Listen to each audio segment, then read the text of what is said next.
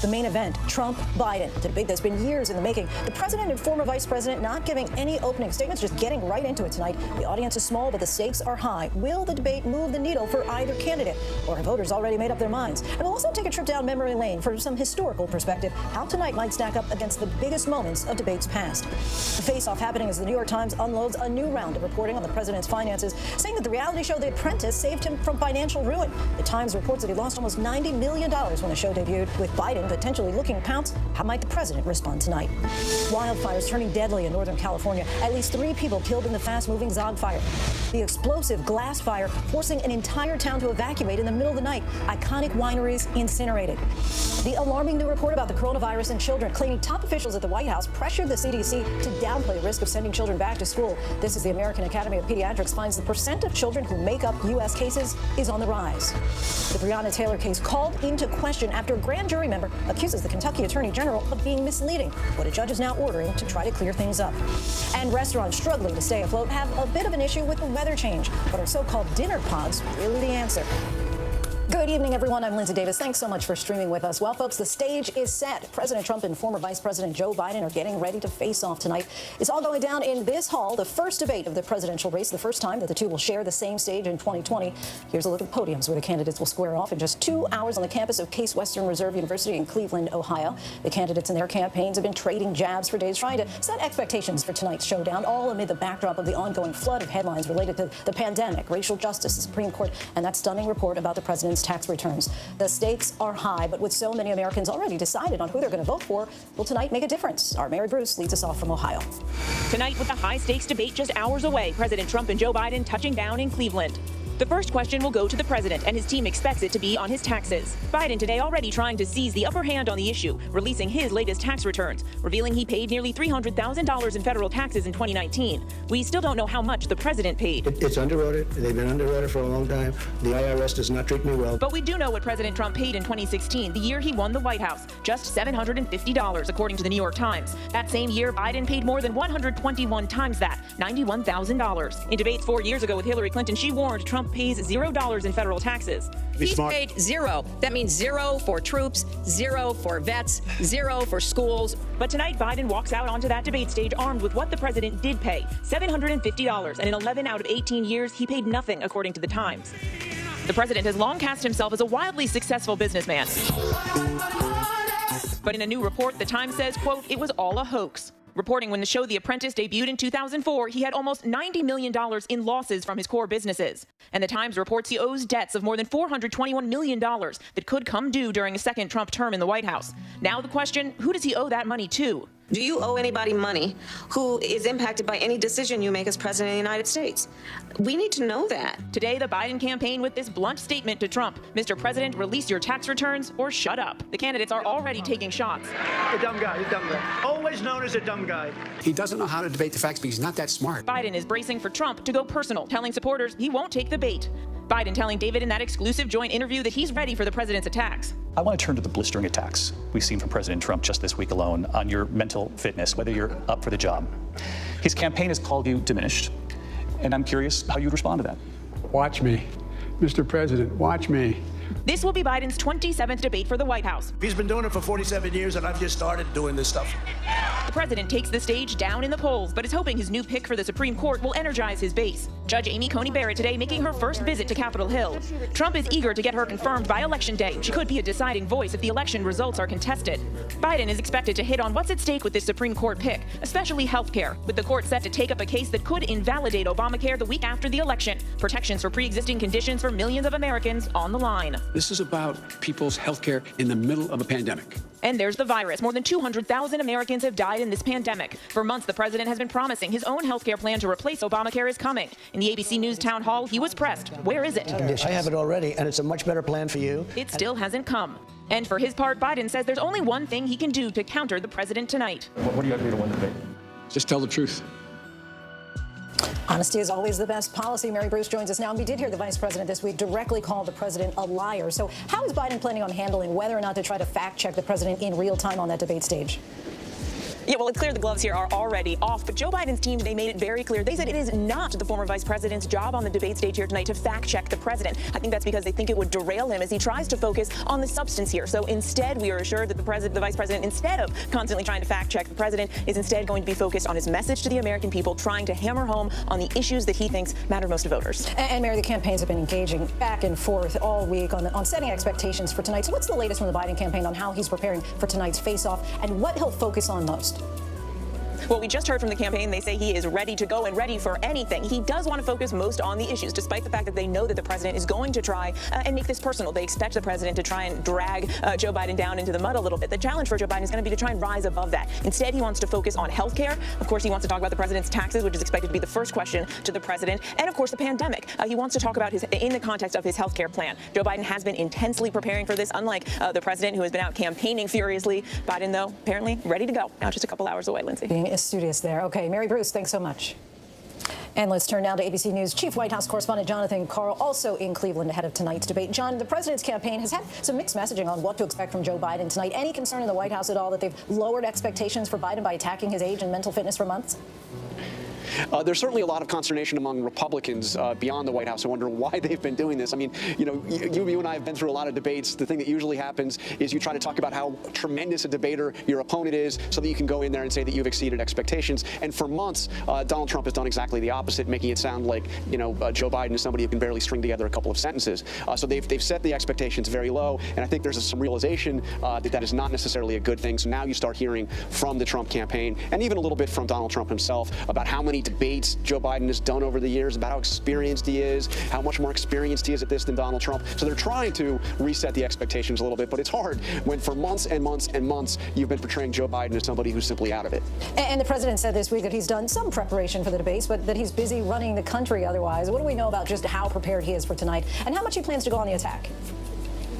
Well, he didn't do a lot of preparation 4 years ago. He's probably done even a little bit less this time in terms of formal debate preparations. He has brought in people like Chris Christie and Rudy Giuliani to help him out. He's got his campaign folks. They do these sessions.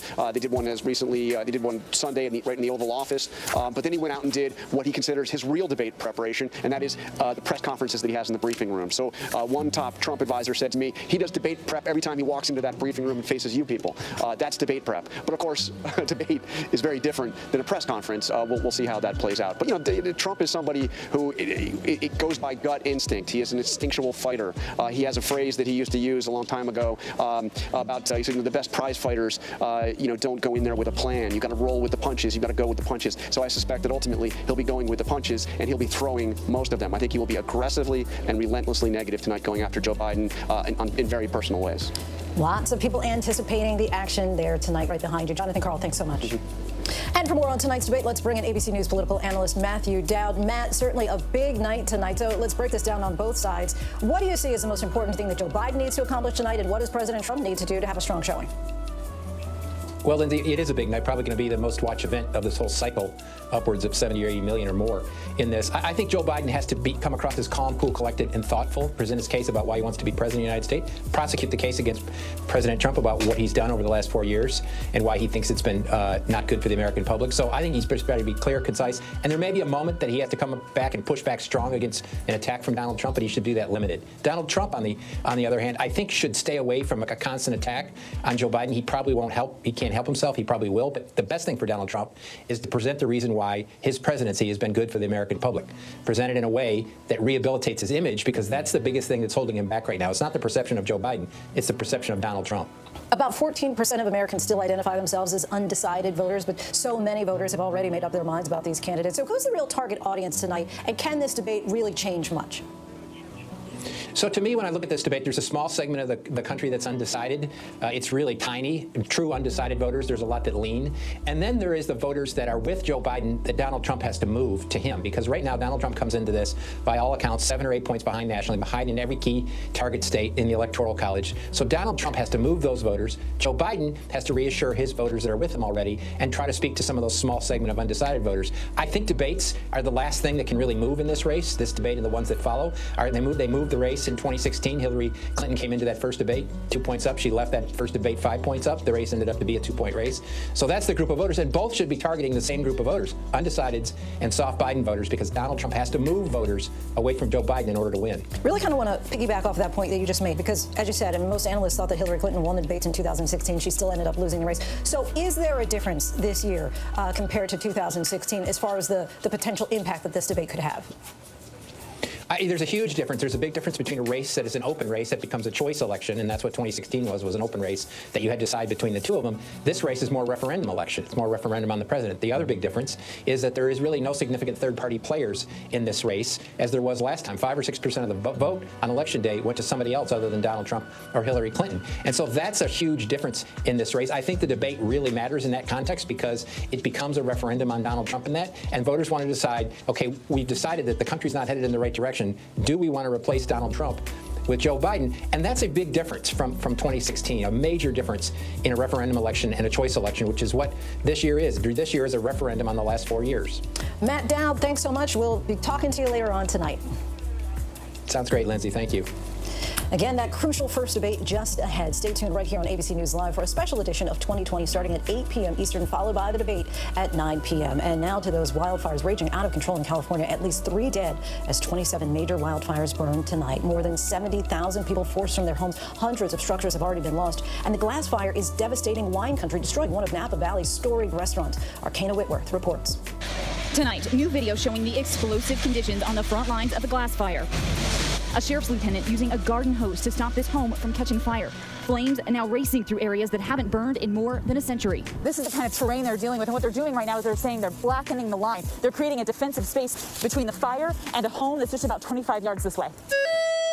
The fire forcing the entire town of Calistoga to evacuate overnight. We moved up here about 4 years ago, and since 17, every year, horrible fires. At least 80 homes destroyed in Napa and Sonoma counties. Iconic wine country destinations not spared either. Multiple wineries damaged or destroyed. North of here, in Shasta County, the Zog fire chewing through more than 60 square miles, claiming at least 3 lives. Lindsay, you can see behind me, there's a helicopter here with hundreds of gallons of water getting ready to drop, and these are dozers that are coming out to help protect this vineyard. This is all to help these firefighters who have been on the front lines for months. This is the worst fire season we've seen in a century, and in Southern California, we haven't even seen the worst fire weather yet. Lindsay? Kana, all right, stay safe once again. And next to the pandemic, more than 1 million lives lost worldwide, 1/5 of them right here in the U.S. To put into perspective the extraordinary time that we are living in, take a look at this graph of other recent viral pandemics or outbreaks and the deaths that they caused, from swine flu to MERS to Ebola, all pale in comparison to COVID-19. And the cases, unfortunately, continue to rise, as do the concerns about the impact and the threat facing children in schools. Eva Pilgrim has more. Just as New York City elementary students went back to the classroom, schools already at risk of closing. The city reporting its COVID positivity rate ticking up above 3% for the first time since June. New clusters traced to 9 zip codes. If the schools are not safe, I'm not going to allow them to operate.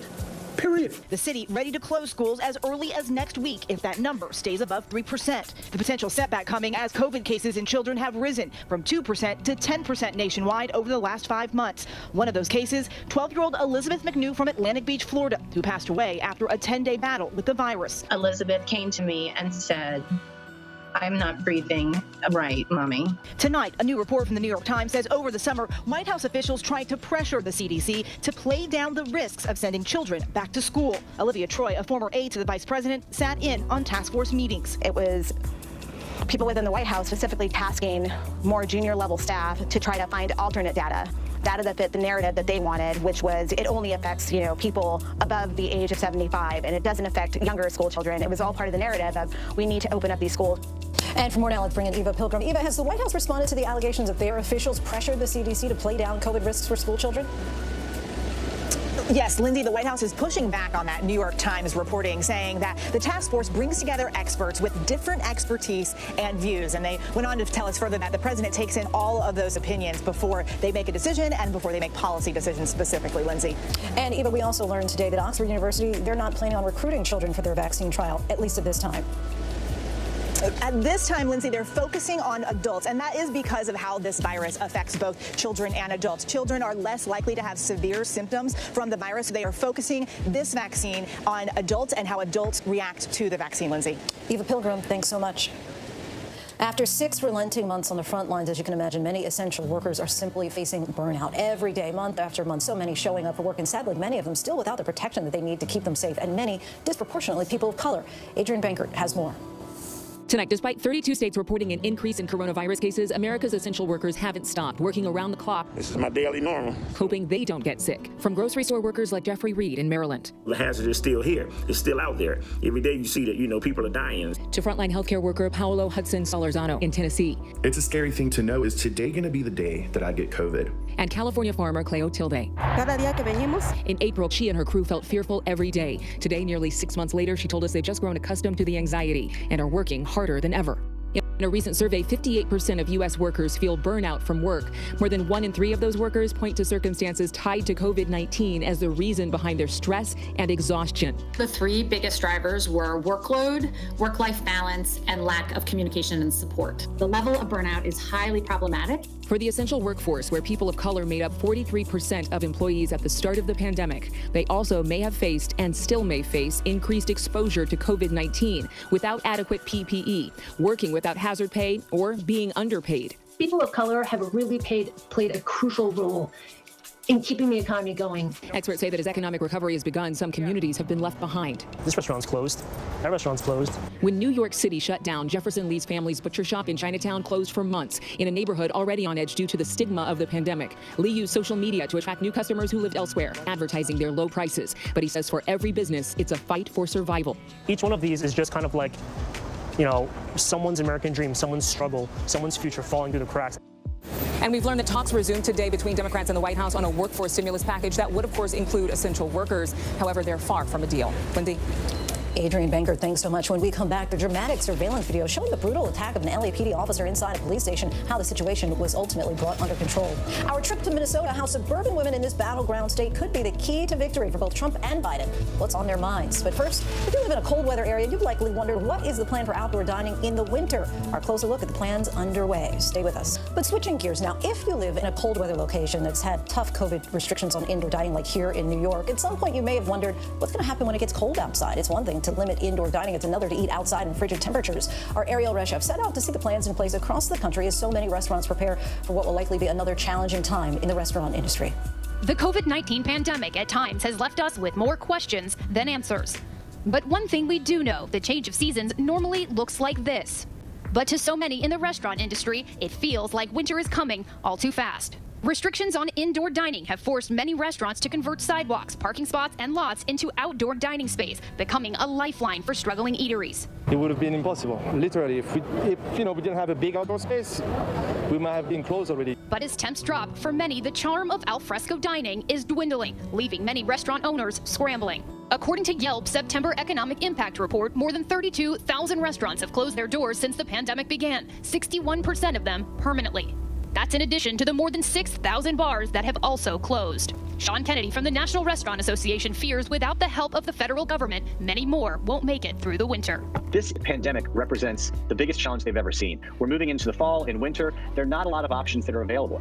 Right now, roughly 100,000 restaurants are closed, and that's based on summer weather patterns. If there isn't action from Congress, if the winter comes as we think it's going to with its strength and severity, a lot of folks are not going to be able to fill their houses, and a lot of restaurants are going to have to close for good. The warm summer months and the option of outdoor dining helped sustain tens of thousands of restaurants. But even as indoor dining slowly makes a comeback with limited capacity in spots across the country, many restaurants are saying it's just not enough. For most restaurants, in order to make a profit, they need to have a full house every day of the week. They need to have something approaching 100% capacity just to make 5 or 6% profit margin and keep their doors open for the month. So when they're at 25% capacity, 50%, even 75%, that takes a huge bite out of an industry that is barely scraping by even on a good day. Some states like Florida, which surpassed 700,000 COVID cases since the start of the pandemic, moving forward with fully reopening restaurants. What that'll mean for the restaurants is that there will not be limitations from the state of Florida. Doctors cautioning about the potential impact of dining indoors at close proximity. We know from various studies that just being outdoors reduces risk of transmission, whether you're walking or exercising. Anytime you're in an outside environment, it's just better ventilation, and so it creates less risk for transmission to happen from person to person. Indoor dining is an opportunity for a lot of people to be in the same place in often very poorly ventilated spaces. So with those ingredients, you have a recipe for a great deal of virus transmission. Other places like New York have been more hesitant about reopening. Just last week, New York City announcing a return for indoor dining since the pandemic took hold, opening soon at 25% capacity and making outdoor dining permanent. In the meantime, the city's roughly 25,000 restaurants have been thinking outside the box or bubble to stay afloat, like Café du Soleil on the Upper West Side of Manhattan, providing diners with their own plastic pods to keep cozy and distanced no matter the weather. People love it. When it rains, it's protected. When it's cold, when it's windy. So it's like a greenhouse effect. So it's pretty cool. But are these pods really safer than indoor dining? These pods are to a certain degree safer because they're just enclosing the people that are dining together. So it probably increases the risk of transmission between, within that party, but it sort of reduces still the transmission that you might see indoors where you have multiple people congregated together. They're not, perfectly safe and they need to be cleaned. So there's a lot of work that needs to be done to maintain them, but they're likely incrementally safer, though, there's not a lot of research, around these new devices. In Chicago, where restrictions were also just lifted to 25% indoor capacity, restaurant owners have struggled. Julia Zhu is the co-owner of Bar Roma and says her business has been hit hard. With the 25% capacity of seating, it's a very good number, but it's still not enough to support everything. I'm still operating at loss. We are in the survive mode. Chicago city officials taking matters into their own hands, launching a worldwide contest seeking creative solutions to make dining more appealing during the brutal Chicago winter. Ideas from restaurant workers, designers, architects, and everyday citizens poured in. Chicago received more than 600 submissions from 13 countries in just a matter of days. But some Chicago restaurant owners say most of the ideas are simply not feasible. It costs literally $10,000 to rent one of those igloos for 7 or 8 people. And that doesn't include heating, doesn't include chairs or decor. In Chicago, I just don't think the outdoor is the solution for us. It's not going to be enjoyable environment for people sitting, dining in that. I'm really hoping the government will send a second round of PPP. Just, help us to go through the winter season. They say the only way to save their businesses is to increase indoor dining capacity. This is a Category 5 hurricane mixed in with a 10.0 earthquake, and we don't know when it's going to end. Every day I'm talking to operators who are terrified that they're going to have to shut their doors, they're going to have to lay off staff that they view as families, and they're asking me, what can we do to get the attention of people in Washington right now? But medical experts maintain it might still be safest to layer up and dine outside. Outdoor dining is safer than indoor dining. So if you can stay outside as long as possible, bring extra layers, bring a blanket, but also wear your mask and bring your hand sanitizer. That combination is still going to be the safest. Ariel Reshef, ABC News, New York. Our thanks to Ariel for that. And still ahead here on Prime, the escalating tensions between two nations that now have the world on edge and watching. We'll explain. The woman accused of trying to kidnap Joe Montana's grandchild in his Malibu home now charged in the bizarre case.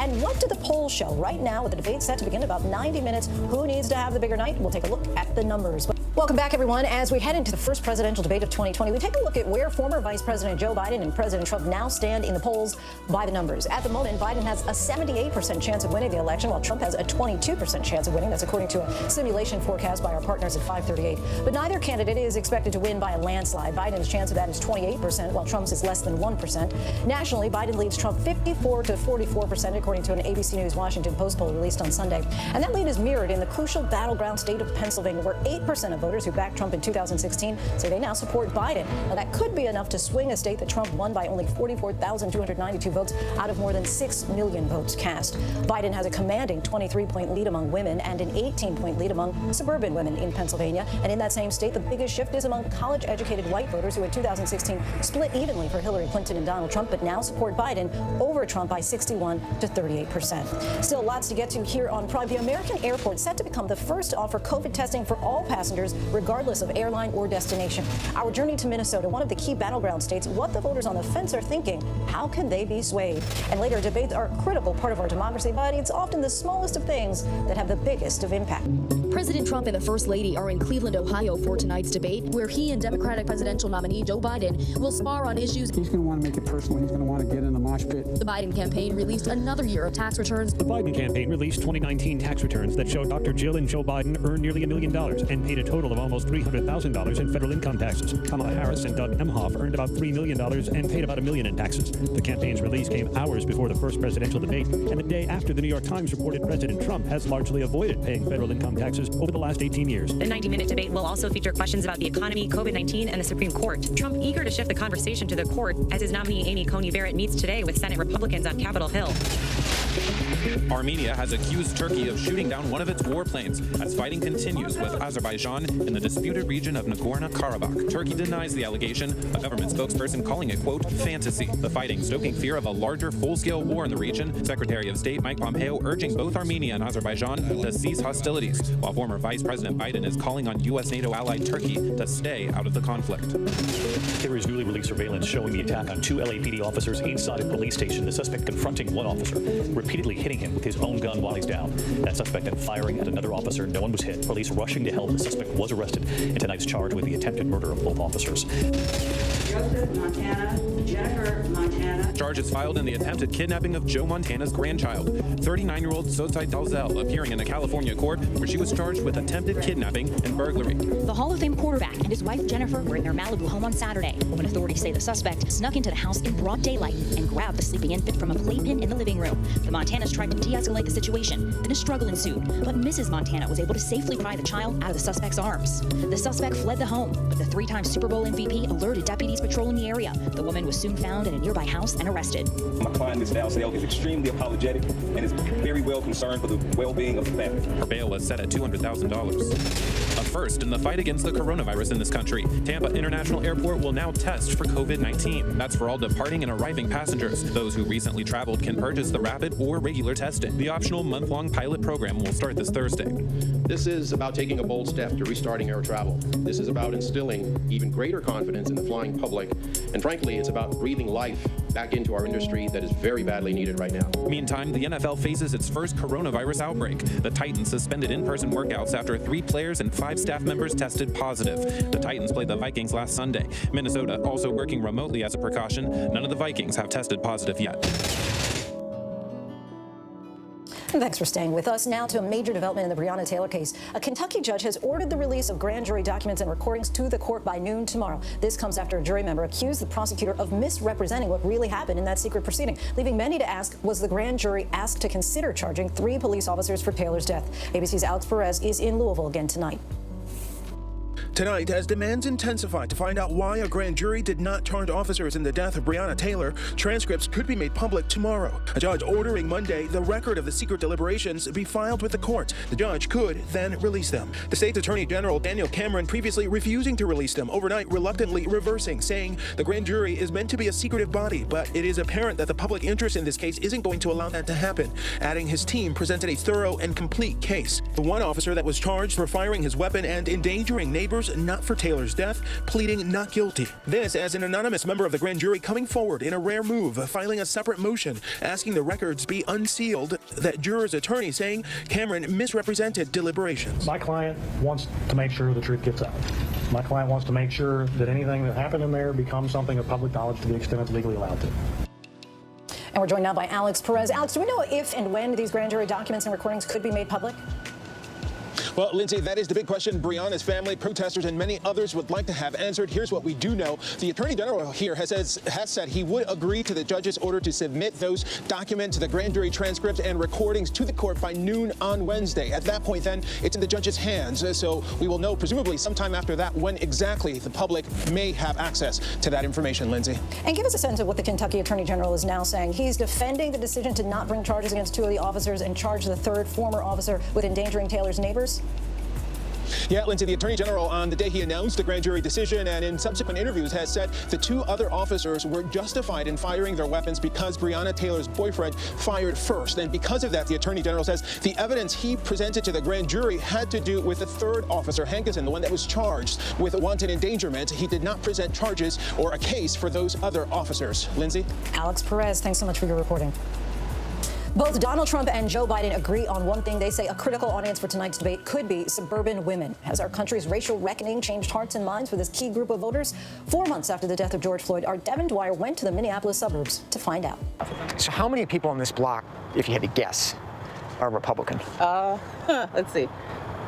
1, 2, 3, 4, 5, 6. Twyla Dang has lived in the suburbs of Minneapolis for 20 years, a mother of 3 and Democrat in a sea of mostly white Republicans. Have you felt comfortable living here? Well, I've lived in Minnesota for a long time, so proximity to whiteness is something that you just get used to. After the death of George Floyd, her community was gripped by protests for racial justice and scenes of violence and looting just a few miles away. It felt like the energy around it was more difficult for us than the actual actions themselves. Those actions did not collectively spread down this far that way. Everybody put the fists up right now! Did you get the sense at all that the movement changed any views on this Republican bloc, especially given the fact that they know you? The next door pages were on fire, Facebook is on fire. But I would say neighbor to neighbor, person to person. I think we all know pretty much where everybody lands, in terms of how they feel about things. The fallout has scrambled Minnesota politics and injected new uncertainty in how suburban women might vote in this Midwest battleground. I watched my city burn down, and we had the National Guards here. They didn't call the shots. I just feel like they were just kept talking and talking, and there was no action from them. Oh my God, oh my God. Dawn L. lived 5 blocks from where George Floyd was killed, documenting the protests out her window. Weeks later, she moved from South Minneapolis to the suburbs where she felt safer, and after years of voting for Democrats, now says she's voting for Trump. I've leaned towards the other side, Red, because I feel like our leadership did not step up to the plate, honestly. I think there's some things that Donald Trump and the Red Party really need to address and work on as well, but I feel with everything that happened, that the Blue Party, The Democrats, may make it a little worse. Lawless criminals terrorize Minneapolis. The Trump campaign sees Minnesota as its best shot at flipping a blue state to red in November. After losing by just 45,000 votes 4 years ago, Trump spending millions on TV ads like these meant to appeal to voters' fears. So voters who are concerned about racial justice are more likely and more energized to vote Democratic. And voters who are concerned about law and order are really listening to President Trump's message about that. But I don't think either of these two groups were likely to switch their votes. So maybe it didn't change a lot of minds, but it certainly energized people. That's right. The latest ABC News Washington Post poll finds Minnesota voters trust Joe Biden over Donald Trump by 11 points on issues of crime and safety and by 24 points on equal treatment for racial groups. Suburban mom Jamie Becker-Finn says Trump's message has backfired. We are sick of men like Paul Gazelka and Donald Trump telling us how we feel. We have voices. We are full human beings who can share how we actually feel about things. Last month, Becker-Finn, a Democrat who serves in the state legislature, took to Twitter to push back on Republican claims that women like her are scared to death of the protests. Her hashtag #IamASuburbanMom going viral. People are afraid, but they're afraid of their neighbors getting sick. That's where the anxiety is. She says the pandemic, jobs and wages, and the environment are bigger concerns. Like a top 3 issue when I'm talking to voters is climate change. Even right now, despite everything going on, it's climate change. Really? Minnesota hasn't backed a Republican for president since 1972, the longest-running streak of any state in the country. But many analysts see changing demographics and a shifting economy on top of recent racial unrest and put Minnesota's 10 electoral votes in play. I like to consider myself a little bit of like a Reagan Republican. Michelle Fozzie, a working mother of 3, says family finances motivate her choice and that the pandemic public health restrictions and their impact on businesses worry her more than the virus itself.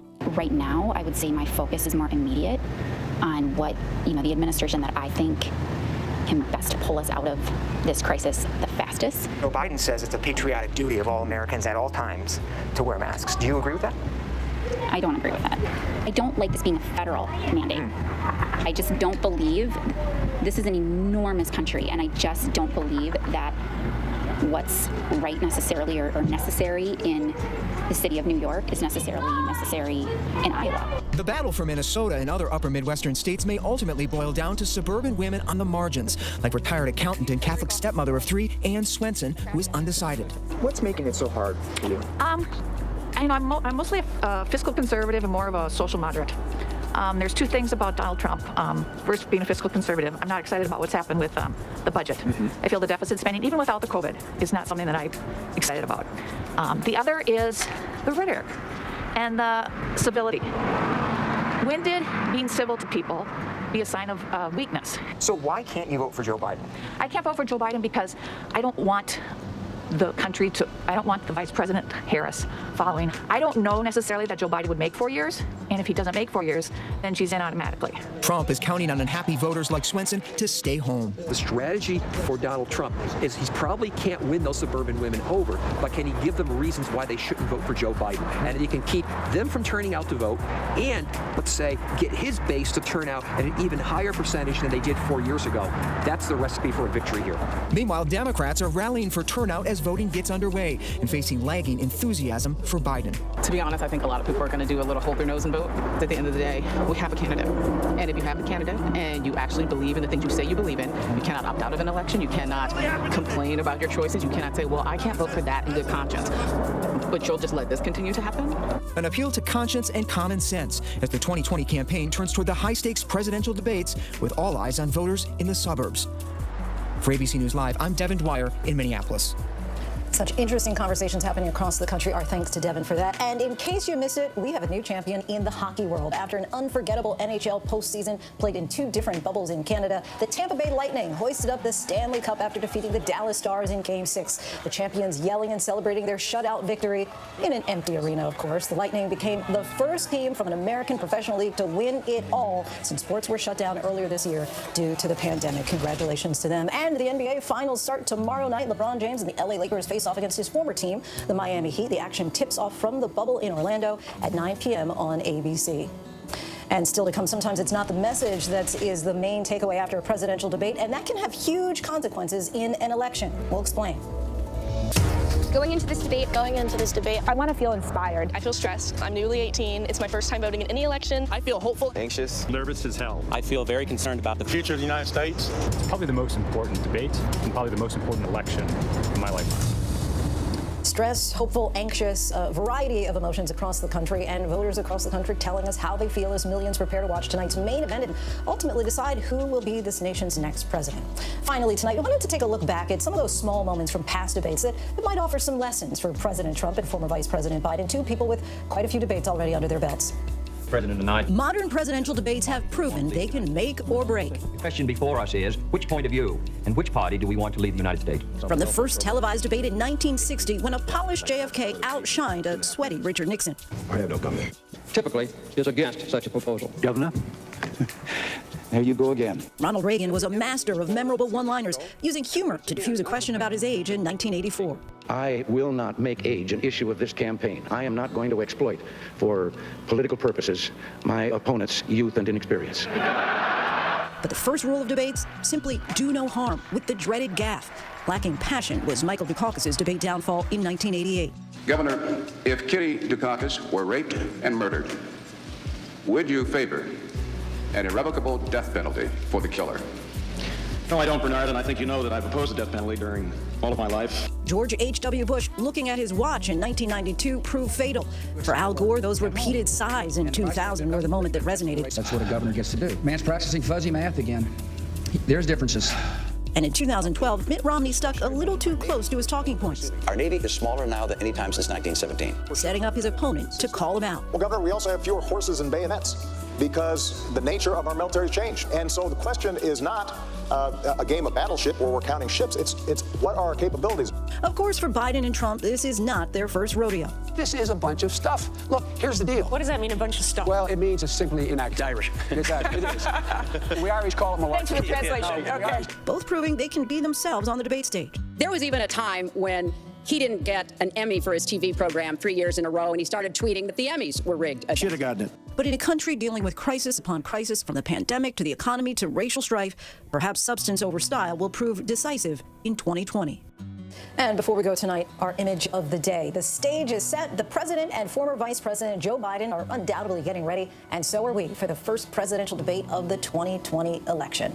That is our show for tonight. I'm about to switch sets and join George Stephanopoulos, David Muir, and the rest of the ABC News Powerhouse team. Be sure to stay tuned to ABC News Live for more context and analysis of the day's top stories. I'm Lindsay Davis. Our debate coverage kicks off in just moments. Thanks so much for streaming with us. Good evening and welcome to our special coverage of the 2020 presidential debates. That is the scene in Cleveland, Ohio, where just 1 hour from now, Donald Trump and Joe Biden will take the stage for the first of 3 90-minute debates just 35 days before the final votes. Most presidential election years are tumultuous, few anything close to this. The president impeached, a global pandemic costing more than 200,000 Americans their lives, millions more their jobs, racial protests, political violence, and now a Supreme Court confirmation battle in the closing weeks of the campaign. But through it all, this presidential race has been remarkably stable. Go back to the polls in January, you'll see that Joe Biden, still fighting for the Democratic nomination, had about a 7-point lead over President Trump. Take a look today, and the polling averages are basically in the same place. Our chief White House correspondent, John Carlos, in Cleveland. John, with exactly 5 weeks to go, the president has to do something tonight to shake up this race. If he doesn't shake up the race, George, the bottom line is he is likely to lose this race. As you mentioned, the polls have been steady nationally. They've also been steady in virtually every single battleground state. The top 12 states, he has failed to have a sustainable lead in any of them over the last several days. And he also knows, off the several months, he also knows, George, that if he doesn't change the dynamic, and if he doesn't change the dynamic, the trajectory of the race, he will lose. And he knows that this is his single best chance to do so. This debate, an audience of potentially 100 million people, head-to-head with Joe Biden. We still have 2 debates after this, but people are already voting. If he's going to change the dynamic of the race, he has to start to do it now. He's been here before. You remember 4 years ago, his campaign was written off as dead after the Access Hollywood debate. He came in, after the tape was leaked, he came into the debate, co-moderated by Martha Raddatz, and he went on the attack, ruthlessly and relentlessly on the attack. He turned around his campaign. I suspect he's going to try to do something very much like that tonight. We will be watching that tonight. A lot of pressure on Joe Biden, obviously, as well. Mary Bruce also in Cleveland tonight. I guess, Mary, the watchwords for the Biden strategy tonight: don't sit on your lead, but don't take Trump's bait. Exactly, George. The Biden campaign just told us he is ready for anything here tonight, and he may very well have to be. He knows that the president is going to try to make this personal, but he says he's not going to be baited into some kind of brawl. The challenge for Biden here tonight is going to be trying to rise above all of the attacks and the gutter politics to focus on the issues. We know he is eager to talk about the president's taxes and his business record, and in the midst of this pandemic, he's also likely to hammer the issue of health care. And even though Biden has flatly labeled the president a liar, don't expect him here tonight to spend a lot of time fact-checking the president. Instead, we're told he wants to spend all of his time here speaking directly to the American people. Biden, of course, is very familiar with this venue. This will be his 27th debate for the White House, but he has also shown that he at times can be an uneven debater, and we know that the vice president has to perform tonight. He has never been up against an opponent like Donald Trump. He has to prove the president wrong when he attacks him on his mental fitness. George, Joe Biden has to bring it tonight. And we will be watching to see if he does. Wild cards are in this debate in the final hours. That Sunday explosive report in the New York Times about the president's taxes got access to the president's tax returns, something he has not released for the last several years. Cecilia Vega has the latest on that. Yeah, George, the Trump team said today they expect this to be the very first question tonight, and they are ready for it. But you just said it. He has fought this every step of the way. He's not faced questions extensively since this story broke on Sunday. He's expected to get questions on this tonight. He has not released his tax returns, the first president in modern history to do so. So now he will face these big questions. And heading into tonight, this has given the Biden team fresh ammunition. They are going to argue that the president, in that $750 that he paid in income taxes the year he won the White House in his first year in office, it was less than teachers and firefighters and nurses in this country have paid. The Trump team, they're expected to say that this is smart business, that in fact Joe Biden is the one who helped create the tax code in this country. George, the big question heading in tonight on this issue of taxes is, will voters care about this? The Trump team is hoping that this was litigated already back in 2016. World News Tonight anchor David Muir is here. One thing we know the voters care about, COVID-19, the pandemic, going to be a whole topic tonight in the debate. No question about that, George. And we have to remember that this country is exhausted by the polarization, the politics, and most certainly, as you point out,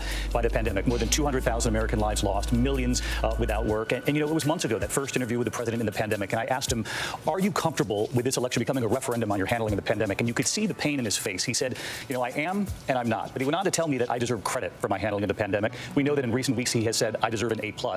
But then came the audio tapes, the Bob Woodward audio tapes, when you could hear him saying, I'm downplaying the virus to avoid panic in this country. And Joe Biden responded to that, saying it is close to criminal. And I think the big question tonight is whether or not Joe Biden takes it that far on the stage, and what President Trump will say to defend not only his handling, but where do we go from here? What's his vision for the next 4 years and the next 4 months, quite frankly? How and when does he see this country pulling itself out of a pandemic that's taken more than 200,000 lives? And what will he say about the vaccine? Lindsay Davis also here tonight. We know the president has tried to hit the theme of law and order in recent weeks, playing off the racial protests we've seen across the country this summer. Sure, and certainly many people still feeling raw in the wake of the lack of charges in Breonna Taylor. I'm going to add to David's word, Americans feeling exhausted. I think that they're also angry and frustrated. I'm mindful of a little boy in a picture who was protesting in Columbia, South Carolina, that was holding a sign, a black boy who said, we didn't come this far to only come this far. And I think that that's a question that's going to loom large on the stage tonight as far as which one of these candidates is going to actually help propel black and brown communities forward. I think that it's plausible that we could see President Trump pull the 1994 crime bill out of his back pocket. I mean, this is legislation. Yes, Joe Biden wrote the legislation, and many argue that this was really detrimental to the black community for decades, even now today. However, on the flip side, the Trump administration is not willing to acknowledge that systemic racism still exists in this country. I thought it was really interesting. There was a Pew study that recently came out that only 9% of Trump supporters actually believe it's harder in this country to be black than white. Compare that to 74% of those who support Biden. I think that we do have to be mindful. Only 1/3, or actually 1/3, which is the largest amount that we've had in history, non-white voters in this electorate this year. Could be a big force in the election. Lindsay Davis, thanks. We are lucky to have part of our team, the only journalist in the country who's moderated general election debates with both President Trump and Joe Biden. Our chief global affairs anchor, Martha Raddatz. You had Donald Trump and Hillary Clinton back in 2016, Joe Biden and Paul Ryan back in 2012. What did you learn about their debate styles? Well, I think John said it right off the bat, and we've all seen it. Donald Trump is combative. He will come out swinging. He lurked on the stage in 2016. Dealing with Donald Trump is more like being a lion tamer than a debate moderator. You really had to keep him on time. He'll go after the moderator. I had to stop him several times, and then he would accuse me of letting Hillary Clinton have more time. So I expect he'll go after the moderator, and he will hard charge against Joe Biden. Now, Joe Biden in 2012 was very feisty in that debate and very, very wonky, very policy-driven. But Joe Biden also had a real sense of humor then, and I don't think you see that with Donald Trump in any of these debates. In anything with Donald Trump, whenever he's talking to people, you don't really see that sense of humor. I think you'll see Joe Biden do that tonight, although he's far more uneven than he was in 2012, George. You know the kind of pressure that moderator Chris Wallace is going to be under tonight. You know, the moderator has to ask revealing questions, figure out how and when to follow up, and get answers, but not become the story. Exactly. I'm so relaxed tonight, George. I feel so much better than looking at that stage tonight and remembering what that's like. But Chris is an excellent moderator. He did a great job in 2016. But I know just the same way I wanted to stay out of it and not become the story, Chris wants to do that as well. But you also have to do fact-based questions. You have to give the candidates questions that will challenge them, but you're not really the person who's saying, you're wrong, you're right, you're wrong, you're right. That's up to them. Yeah, he said he's not going to fact check, but we should probably expect him to follow up. I think he will follow up, and we certainly followed up in 2012 and in 2016. It's very much like you did, George, the other day in the town hall. You follow up when you can, when you have the information there, and you can pass it off to the other candidate. So if Donald Trump says something that the moderator doesn't feel is correct, he may follow up with that, but then toss it to Joe Biden. Martha Raddatz, thanks very much. When we come back, Nate Silver's election forecast, Tom Yamas on the 6 big battlegrounds, and our Powerhouse Roundtable.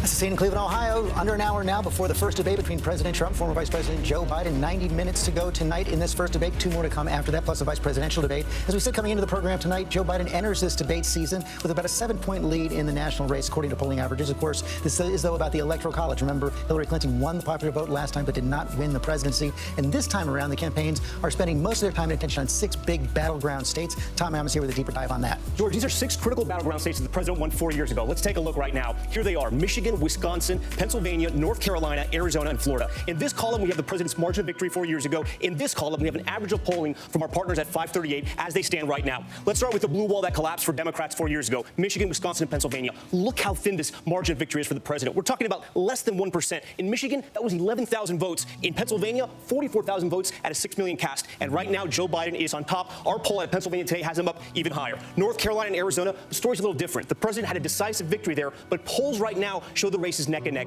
Also, what's happening in these 2 states, you have what we have called down ballot races, where the Democrats there in a Senate race in Arizona and a governor's race in North Carolina, the Democrats have real momentum that could help Joe Biden. And then in Florida, the state with the most electoral votes on this board right here, the president won by more than 100,000 votes. Experts tell us this is his best state on this board right now for 2 reasons, really. One, a lot of retirees have moved to the state since the election, and our polling is so Joe Biden has some trouble with Hispanic voters right now. But we also want to mention one more thing, George. There's a collection of other states: Texas, Georgia, Iowa, and Ohio, where the debate is tonight, where the president won big, but right now he's behind, or the polls are very close. That's why he could be fighting for every vote, and that's why tonight's debate could be important. Okay, Tom Yamas, thanks very much. Let's go to Nate Silver now from 538, our statistical guru who has an algorithm basically looked to forecast the probabilities of each candidate winning the race. As we head into debate season, where is it?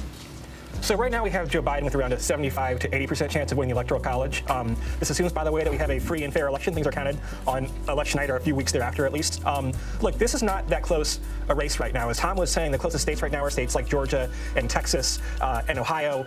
States like Pennsylvania, the blue wall states, and Wisconsin and Michigan have rebounded pretty strongly for Biden relative to where Hillary Clinton was 4 years ago. So right now, Biden has the polls he wants. We still have lots of news going on. We still have 3 debates. So there is uncertainty, but you'd much rather be in Joe Biden's position right now. How does this compare to where Hillary Clinton and Donald Trump were 4 years ago around this time? So at this point in 2016, Clinton had only about a 1-point lead in our national polling average. It was about 55% in our forecast to win the Electoral College. So it's a much less close race than it was 4 years ago. People forget, 2016, you had lots of swing state polls that showed Trump ahead. We somehow had like a Jedi mind trick where we pretended that Biden or Clinton was sure to win, but it was a very close race. This race has been much steadier. There are fewer undecideds. Biden's at or above 50% in a lot of these polls. So Trump really needs to change some minds here, which is doable. I mean, it's a crazy campaign, but we're in the range now where you don't see comebacks as often as you would have back in July and August. Finally, just lift the veil a little bit on your process, because a lot of people pay attention to your bottom line. They look at that percentage you put up on your website every day. Just give people a sense of what goes into that.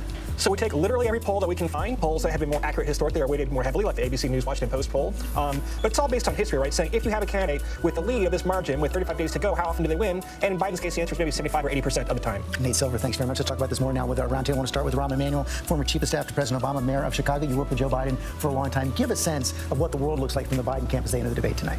Well, I think that if I said 9 months ago, you're going to have $150 million more than the incumbent president, you're going to be up in Pennsylvania, Michigan, and Wisconsin. Would you take that 9 months ago? You take that and go. So he has a task here. He has a one-act play tonight. Reassure voters. Donald Trump has a 3-act play. He's got to stop the momentum that's clearly being picked up, ticking up a point here, a point there, and moving. He has to stop it tonight, and then over the next 2 debates, try to change people's perceptions over the last 3.5 years that they have. In the end of the day, when you look at everything, just blow through it, Donald Trump is getting 42, 43%. That's exactly the number of his job approval. Joe Biden, 50, 49%, somewhere in that number. He's getting exactly the percentage of people who say, I will never vote for Donald Trump.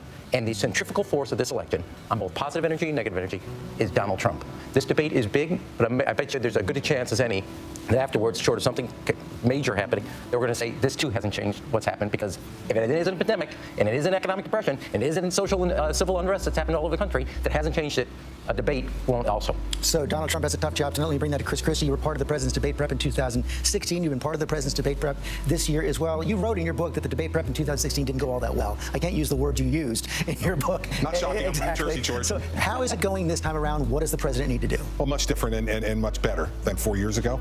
And listen, what he needs to do tonight, and I've been saying this all along, if this is an election for senior class president, Joe Biden wins. He is personally more popular with the American people than Donald Trump is right now. It's just a fact. But if Donald Trump makes this election about whose vision of America for the next 4 years is one that you agree with more, that's the ground he's got to play on. So I think he's got to play offense tonight, but that's natural to him. But what he plays offense on is most important. He plays offense on the issues that are very important to the American people, then I think he can have a good performance tonight. If we get into a personality battle back and forth, that's not good for the president. Yvette Simpson, we know that one of the things that the president's tried to do for the last several weeks is paint Joe Biden as a socialist, and kind of a Trojan horse for socialism. But we also know is that people have been voting all across the country for several weeks. They have, and I think that's the greatest, benefit to the Democratic Party, because a lot more Democratic voters are taking those early ballots. But there's also a lot of confusion. We've been talking to voters in battleground states for the last couple of weeks, and people are afraid to put their ballots in the mail. They're afraid of the rules that keep changing. In my own state of Ohio, they still are battling over ballot boxes. And so what we're telling people is keep the momentum, keep getting out there, keep going. And so as Nate said, the one X factor in this election is, will people's votes count? Will we have a full and fair election, or will they be stopped at the polling? How does Joe Biden handle this balancing act? On the one hand, he has to rebut these charges that he's going to be a socialist without dampening enthusiasm from progressives in the Democratic Party. I think he just talks about what's important to him. I mean, we have, we're not claiming Joe Biden as a liberal, progressive socialist. He's not that. And so we're not saying it. I don't think anybody believes it. I think he just has to stick to the facts. He has to stick to what he is and what he's doing. And I think more importantly, he needs to come off very, very strong and as a strong leader, because right now,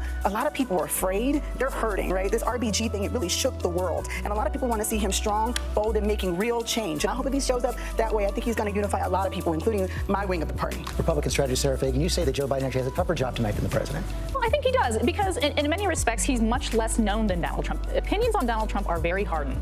And so for the vice president, if he comes into this debate and he plays into the narrative that Donald Trump has tried to set of him, which is maybe he's in cognitive decline or he's going to make all these gaffes, it may cause the American people to say, maybe there's something to what Trump is saying. Now, I do think that's a mistake for the president and potentially very risky, because the flip side of that is if Joe Biden shows up and he just is average, people are going to say, well, you didn't fit the narrative the president's been saying about you for the last many, many months of this race. Let me bring in Matt Dowd. You helped prepare George W. Bush for his debates. You've been a veteran of this process for a long time. One of the big questions on the table, how much will this debate matter?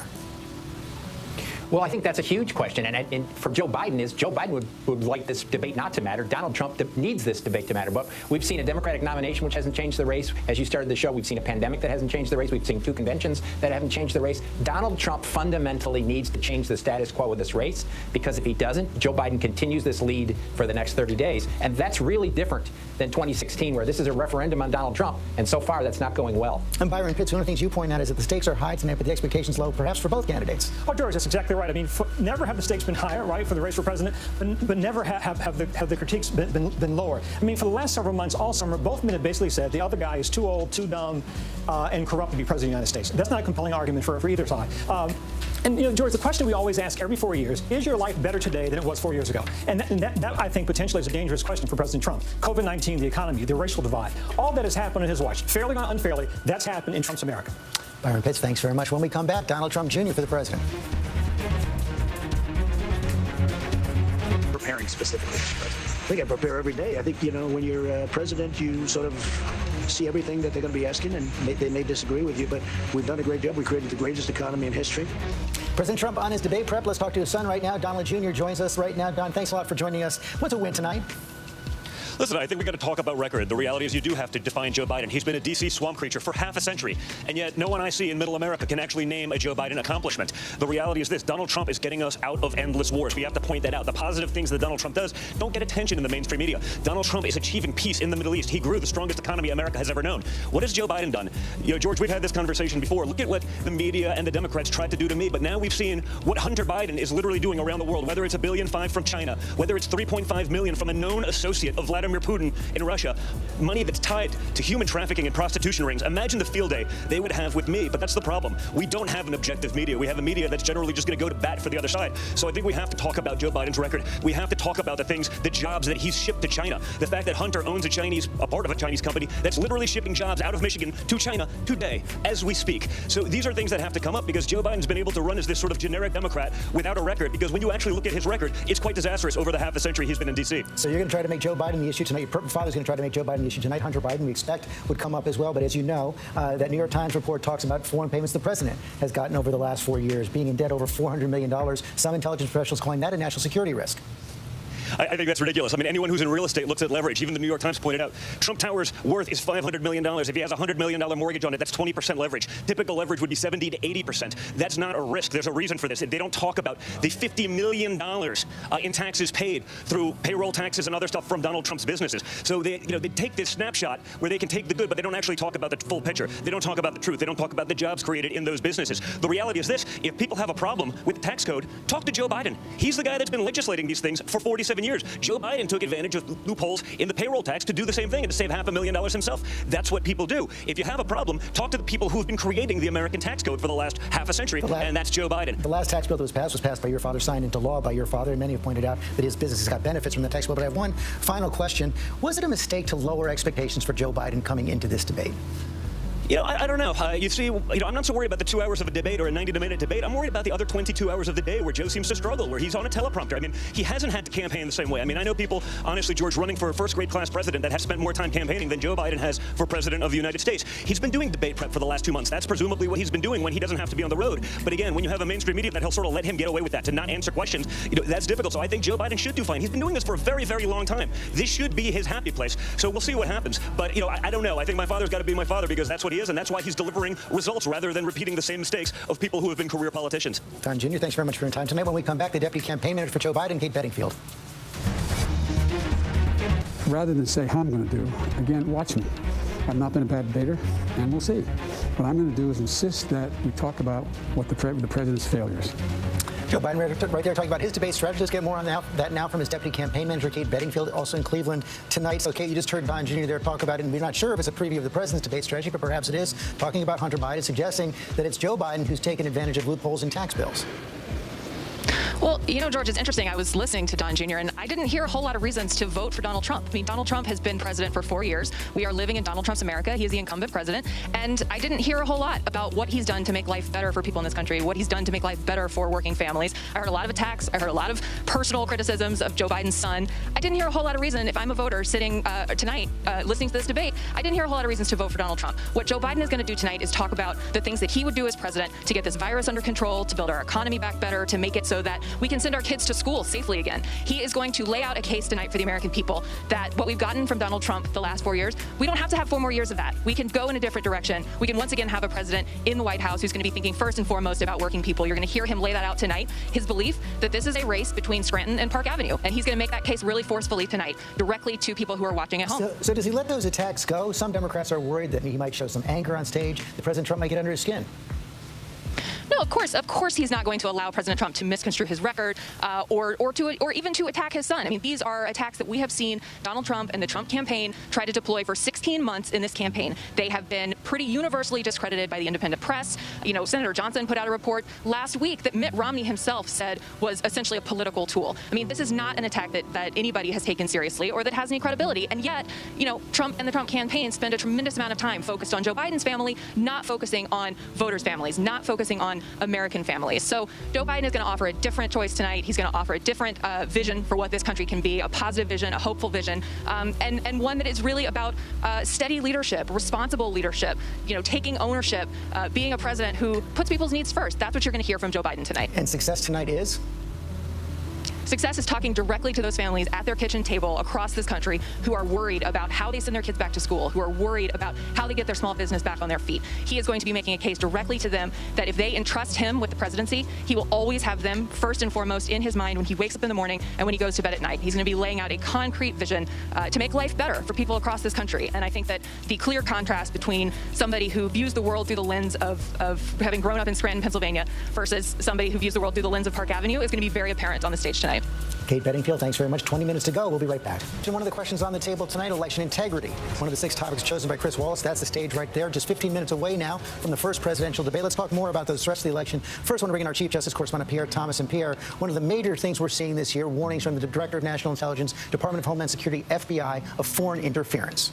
Exactly, George. And again, Russia is supposedly at it again. You had the FBI director talk about the fact that the Russians are trying to sow disinformation, and it is aimed at targeting Vice President Joe Biden. There's some generic concern about China and Iran, but again, all my sources are pointing to Russia as the primary culprit in terms of targeting this election, George. And how exactly are they doing it so far? The primary thing is that they're putting out negative information about Joe Biden. Some of it concerns his health. The goal, according to my sources, appears to be to suppress his vote and to motivate Trump voters. One of the other things we're seeing, I want to bring in Dan Abrams. We know President Trump is going to bring up his belief that the election is rigged. He's been raising all these warnings about mail-in ballots. Let's get some facts on the table. Yeah, and that's going to put Joe Biden in a bit of a tough spot, right? Because the president will make allegations about voter fraud. He'll cite examples where he'll say, you know, these ballots were found in a garbage, this happened and that happened. And then Joe Biden has to make a fundamental decision, which is, am I going to get into, well, you know, you appointed this commission and that commission investigated in Florida and this one was a national commission and none of them found systemic voter fraud. Biden's in a tough spot in the sense of trying to distinguish systemic voter fraud that could actually impact the election, from isolated examples. And again, we know there has been no evidence of systemic voter fraud. There has been no major issues with mail-in ballots in other elections. This isn't new for this election. And yet Biden is going to have to make a decision. How much do I get into that? How much do I try and prove a negative, which isn't easy? And Kate Shaw, also our legal analyst, one of the things we've seen is this is coming up as we have a Supreme Court confirmation battle going on. The president has said one of the reasons he wants Amy Coney Barrett to be confirmed so quickly is he actually wants her to decide on these election-related issues. You know, that's right. And I mean, to return to what you and Dan were just talking about, I do think that Vice President Biden has a task in front of him, which is to, you know, President Trump has been attacking absentee voting, as Dan said, without any real basis in fact. And yet it may, you know, you hear those kinds of accusations often enough, maybe they start to seem true. So there is some polling out there that suggests that a lot of people are starting to believe that there could be fraud or, you know, suppression in the election. And if you're, I think, Biden, you worry that people might choose just to opt out entirely because they're concerned about their vote not counting. So I think that Biden does have the task before him to reassure the public that the election is secure, even as we know there will be hiccups, because many states are going to be administering a heavily mail-in election for the first time because of this pandemic. And, you know, I do think that the Supreme Court, you know, the president has been broadcasting forecasting his interest in having Judge Amy Coney Barrett confirmed in order to resolve an election dispute. If everything goes smoothly, the Supreme Court will have nothing to say about the winner of the election. But if there is some, question in one or more states and the Supreme Court is asked to weigh in, it does raise fundamental legitimacy questions. It looks as though the president's handpicked justice may turn around and vote for him in an election dispute. Terry Moran also here. And Terry, of course, we've seen the Supreme Court step in before. Back in 2000, Bush v. Gore, Justice Scalia stopped the counting of the ballots in Florida. This time around, there's at least the potential that we're going to have the kinds of dispute we saw in Florida in several states. Absolutely, George. The weather's always important on Election Day. And the forecast this year, it could be the perfect storm of election chaos because there are many states, as you point out, where the margin is small because of the pandemic. So many people voting by mail in ways that are new to many states. Many states have been doing it for a long time. 5 states do it all together by mail. But many states have tacked on new voting by mail procedures that have not been tested. And then you have President Trump trying to discredit any vote by mail. And both sides lawyering up to the hilt. We could have laws which are confusing by their nature tested in ways that they never have been, and perhaps an uncertain result going for a long time. Now, it's important to note that Election Day is when people vote. Election night has no constitutional or statutory meaning. Votes get counted as they get counted. I want to follow up on that. It's very likely that, and especially in some of the biggest, most important states, Wisconsin, Michigan, and Pennsylvania, they're going to be counting the votes for at least a week after Election Day. And the fact that we may not have a clear result on election night is not necessarily a sign that there's a crisis or a problem in the election system. No, not at all. Election night is an invention of the electronic age, the TV age. Of course, most of our history, it took a day, 2 days, maybe longer. It wasn't until March that the election of 1876, which was contested, was finally decided, and the country survived. But you have one party and one president, the current president, who wants to stay in office, trying to discredit all of that counting. Republican Senator Rick Scott gave a sign of what the Republicans are after. He introduced a bill last week that would stop the counting of every single vote in the country, no matter what the state laws do, within 24 hours of the closing of polls in that state. So much for states' rights. And there are legislators in Pennsylvania which have gone on the record, state legislators, by name saying that if the count goes on too long, the Republican state legislature will choose who Pennsylvania votes for. We are headed for a very chaotic and perhaps dangerous time. Terry Moran, thanks very much. Debate is less than 10 minutes away. We'll be right back.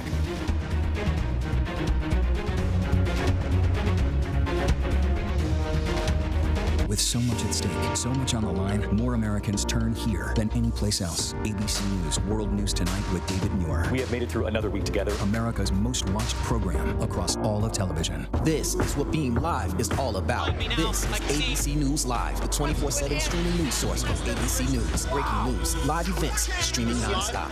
Original breakthrough storytelling from ABC News, National Geographic, ESPN, and it's all designed differently for you to stream straight to any screen whenever you want. ABC News Live. Streaming everywhere, right to you. ABC News Live. It's that easy to go there. Yes, mornings may look different these days, but where you start your day, where you spend your mornings, where you get connected to everything that's happening. And face it, there's a whole lot happening in our world these days. Where you get all the breaking new information of the day to help you navigate through these times. That's why we're here. Good morning, sunshine. And making sure you start your day off with a smile and some sunshine. Good morning, America. Good morning, America. Good morning, America. Oh, how I love saying that. Wake me up. Hello, this is Montana Highway Patrol. You're looking for a couple of missing teenagers. That's right. Last seen a red Focus. The steering wheel's getting stiff. Lock the door. We're fine.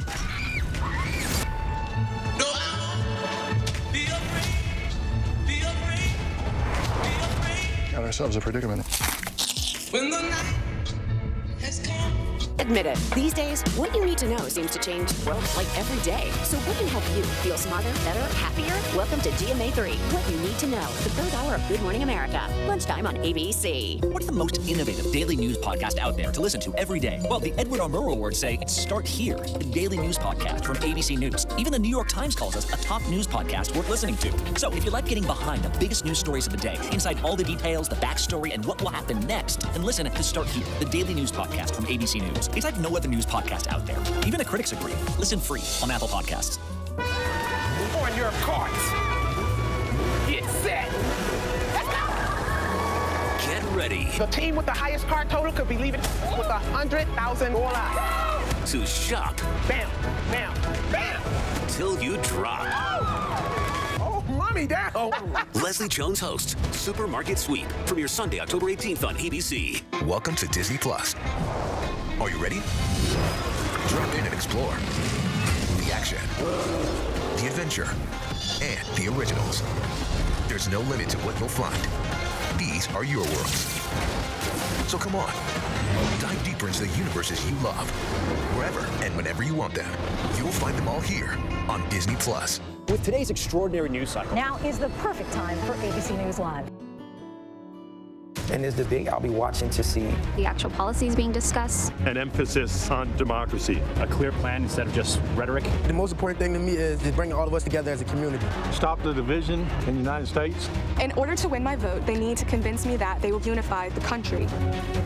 That is what some voters are watching for. The debate less than 5 minutes away right now. David Muir, what are you looking for? The whole country watching tonight, but I'm going to be watching Joe Biden, first of all, George, to make sure that his biggest test will be defending himself without getting pulled into those personal attacks. You saw those numbers Tom Yamas showed us, the battleground states. Joe Biden doesn't want any unforced errors tonight. President Trump, we know that on the attack, he's very comfortable in that role. He showed it 4 years ago with Hillary Clinton. The test for the president, I believe, tonight is how does he get this country through this pandemic, months more of this, and what does the country look on the other side of this? What is his vision for the next 4 years instead of the attacks all night? Lindsay Davis. And time again, we've seen Trump attack Biden's mental acuity. So is he going to be able to prove him wrong? And contrary to what the campaign has said, is he going to try to fact check Trump in real time? Chris, you help the president prepare for this debate. What's the thing you're going to look for? You say that's what he needed to do. Trump on offense on the issues. If he does that, he'll have a good night. Yvette? We need a strong, sure, confident, steady Joe Biden. We know that this is not about ideas, unfortunately. It's about personality. And people know who Trump is, and it doesn't matter. So the lift is higher for Biden. If he appears weak, unfortunately, he might lose some people. So I hope he just stays focused, short and steady, presidential. Sarah Fagan? I think that he needs to go out and make the case that he has done a good job in a pandemic. His biggest challenge in this pandemic has been his uncertainty at the podium, his combativeness at the podium. When you look at what the administration has done starting in March, therapeutics, vaccine, PPE, he's done okay. Rahm Emanuel? You know, in 2016, Donald Trump was an instrument of change and people's anger, and he was going to be that instrument. If all he is angry and comes right after Joe Biden with nothing to say but his anger, that is one gear, fifth gear, he'll lose this debate and then lose this election. Because tonight's his last stand. Let me ask you the question I asked Kate earlier. Which of those attacks from President Trump should Joe Biden let go? Which ones must he respond to? I think in the end of the day, he's got to say what it's. Look, I can say whatever you want about your family. You can say whatever you want about my family. But this is a debate about the American people and their family and their future. He's got to. In 1992 in New Hampshire, Bill Clinton said, the hits on me are nothing like the hits your kids are going to take unless we turn this country around. It's their kids, their future. Don't make it about two guys just fighting about themselves. Go to the American people, right to the camera, look at them and say, this is your fight, and I want that fight for you. Matthew Dowd? I think how Joe Biden handles the disruptive force that is Donald Trump, the bull in the china shop. And I think if he picks one or two moments as that disruptive force comes at him, acts calm in the interim, but picks one or two moments and forcibly pushes back on the bull that's going to be wrecking the china shop at the debate tonight. That's what I'm looking at. Byron Pitts. George, tonight we are a troubled land. So I think it's who comes across as the divider-in-chief, who comes across as the uniter-in-chief. And Martha Raddatz, I'm going to put you on the spot. If this were you tonight, what would be your first question? Or what do you think Chris Wallace's first question will be? Well, I think you have to ask about the tax story. That's the most recent bombshell to hit. So I think that's what you have to ask, and then you move on after that. I think we know that Donald Trump will be combative. The line that hit me from Donald Trump Jr. was that his father has to be his father. I don't think you'll really see a different Donald Trump tonight. I think you'll see the man we saw in 2016 as well being combative. Dan Abrams. I think the key here is going to be how much Joe Biden engages with the president's attacks on him. We know they're going to be personal. It's going to be about his son. It's not going to just be about his record. And it's not just going to be what he says. It's going to be how he says it. Is he calm? Is he pithy? Key issues there. Kate Shaw. You know, Democrats aren't always great at placing the Supreme Court front and center in these debates. And because of the circumstances, I think there's no avoiding talking about the Supreme Court, about the future of legal abortion in this country, about the future of health care, and the Supreme Court's at the center of all of those issues. Terry Moran, you get the last 15 seconds. Each candidate has a personal issue hanging over their heads. Is Joe Biden too old, too feeble? A lot of voters wonder about that. Is Donald Trump, can he really be president, or is he just a Twitter troll? George? Those are some of the big questions on the table tonight. We are just 15 seconds away now from the first presidential debate of 2020. That is the scene in Cleveland, Ohio. We'll be right back.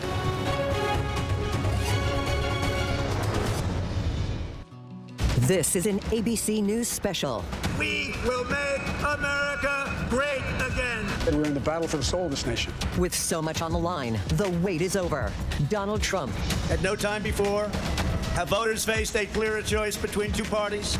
Joe Biden. Who we are as a nation, what we stand for, most importantly, who we want to be. That's all on the ballot. Face to face. The main event starts right now. The first presidential debate, live from Case Western Reserve University and Cleveland Clinic in Ohio and New York City. Now reporting, Chief Anchor George Stephanopoulos. Good evening. Welcome back to our special coverage of this first presidential debate. Just moments away now. Donald Trump and Joe Biden will take the stage for 90 minutes, 6 topics on the table. The big question, will the candidates do anything tonight to change the course of this race? President Trump is behind right now now, has been for months, and our statistics crew, Nate Silver at 538, calculates that Joe Biden is coming into this debate season with a 78% chance of winning the White House. But there are 3 debates, 5 weeks to go, and President Trump has a history of shaking things up. Our chief White House correspondent John Carl is on the scene in Cleveland. George, Donald Trump goes into this debate with his back against the wall. By every publicly available measure, he is losing this race, trailing in the national polls, no consistent lead in any of the top dozen most competitive battleground states. He needs to change the dynamic of this race, and tonight is the best chance for him to do it. He's been here before. 4 years ago, his campaign was collapsing, and he turned it around in part with a debate and going relentlessly and ruthlessly on the attack. I expect that is what he will try to do tonight.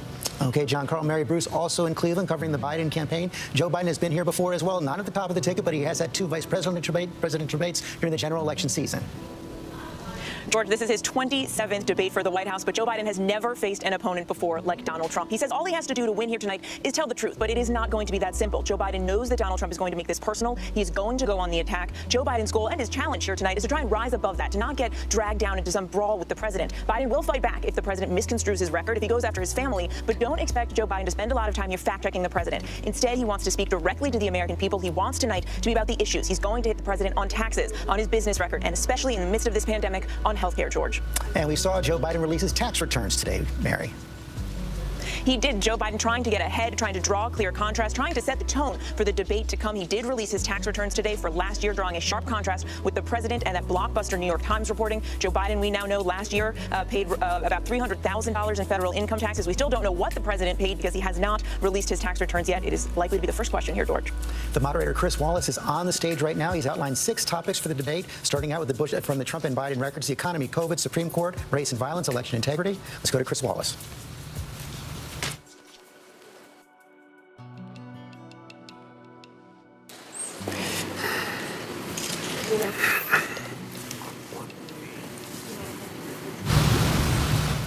Good evening from the Health Education campus of Case Western Reserve University and the Cleveland Clinic.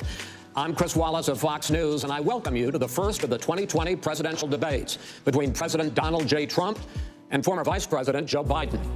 This debate is sponsored by the Commission on Presidential Debates.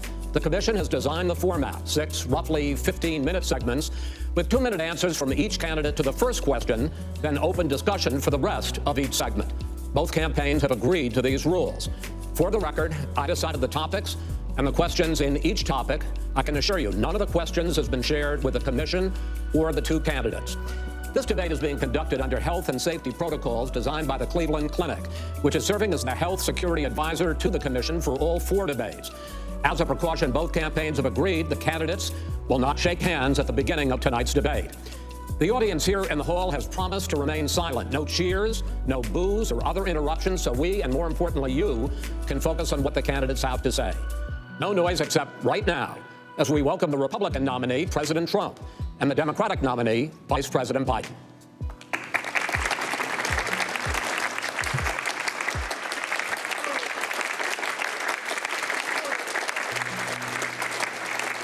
How you doing, man? How are you? I'm ready. Gentlemen, a lot of people have been waiting for this night, so let's get going. Our first subject is the Supreme Court.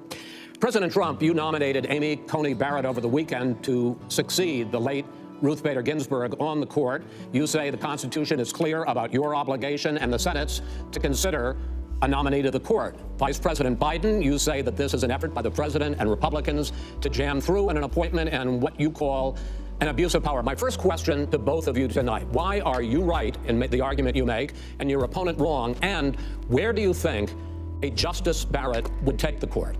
President Trump, in this first segment, you go first. 2 minutes. Thank you very much, Chris. I will tell you very simply, we won the election. Elections have consequences. We have the Senate, we have the White House, and we have a phenomenal nominee, respected by all, top academic, good in every way, In fact, some of her biggest endorsers are very liberal people from Notre Dame and other places. So I think she's going to be fantastic. We have plenty of time, even if we did it after the election itself. I have a lot of time after the election, as you know. So I think that she will be outstanding. She's going to be as good as anybody that has served on that court. We really feel that. We have a professor at Notre Dame, highly respected by all, said she's the single greatest student he's ever had. He's been a professor for a long time at a great school. And we won the election, and therefore we have the right to choose her. And very few people knowingly would say otherwise. And by the way, the Democrats, they wouldn't even think about not doing it. If they had, the only difference is they're trying to do it faster. There's no way they would give it up. They had Merrick Garland, but the problem is they didn't have the election, so they were stopped. And probably that would happen in reverse also. Definitely would happen in reverse. So we won the election, and we have the right to do it, Chris. President Trump, thank you. Same question to you, Vice President Biden. You have 2 minutes. Well, first of all, thank you for doing this, and looking forward to this, Mr. President. Thank you, Joe. The American people have a right to have a say in who the Supreme Court nominee is, and that say occurs when they vote for United States senators and when they vote for the President of the United States. They're not going to get that chance now because we're in the middle of an election already. The election has already started. Tens of thousands of people have already voted. And so the thing that should happen is we should wait. We should wait and see what the outcome of this election is, because that's the only way the American people get to express their view is by who they elect as president and who they elect as vice president. Now, what's at stake here is the president's made it clear he wants to get rid of the Affordable Care Act. He's been running on that, he ran on that, and he's been governing on that. He's in the Supreme Court right now trying to get rid of the Affordable Care Act, which will strip 20 million people from having insurance, health insurance now, if it goes into court. And the justice, and I'm not opposed to the justice, she seems like a very fine person. But she's written before she went on the bench, which is her right, that she thinks that the Affordable Care Act is not constitutional. The other thing that's on the court, and if it's struck down, what happens? Women's rights are fundamentally changed. Once again, a woman could be pay more money because she has a pre-existing condition of pregnancy. They're able to charge a woman more for the same exact procedure a man gets. And that ended when we, in fact, passed the Affordable Care Act. And there's 100 million people who have pre-existing conditions, and they'll be taken away as well. Those pre-existing conditions, the insurance companies are going to love this. And so it's just not appropriate to do this before this election. If he wins the election and the Senate is Democrat or Republican, then he goes forward. If not, we should wait until February. All right. There aren't 100 million people with pre-existing conditions. As far as the say is concerned, the people already had their say. Okay, Justice Ginsburg said very powerfully, very strongly, at some point, 10 years ago or so, she said a president and the Senate is elected for a period of time, but a president's elected for 4 years. We're not elected for 3 years. I'm not elected for 3 years. So we have the Senate, we have a president. He's elected to the next During that period of time, we have an opening. I'm not elected for 3 years. I'm elected for 4 years. And the 100 million people, Joe, the 100 million people is totally wrong. I don't know where you got that number. The bigger problem that you have is that you're going to extinguish 180 million people with their private health care that they're very happy with. That's simply not true. Well, you're certainly going to socialists. You're going to socialists. We're now into open discussion. Open discussion. Yes, I agree. Go ahead, Vice President. Number one, he knows that what I proposed. What I proposed is that we expand Obamacare and we increase it. We do not wipe any. And one of the big debates we had with 23 of my colleagues trying to win the nomination that I won, we're saying that Biden wanted to allow people to have private insurance still. They can. They do. They will under my proposal. It's not what you've said, and it's not what your party has said. That is simply your party doesn't say it. Your party wants to go socialist medicine party is and me. socialist right healthcare. now. I am. And they're going to dominate you, Joe. You know that. I am the Democratic Party right now. The platform of the Democratic Party is what I, in fact, approved of. What I approved of. Now, here's the deal. The deal is that it's going to wipe out pre-existing conditions. By the way, the 200,000 people that have died on his watch, how many of those have survived? Well, there's 7 million people that contracted COVID.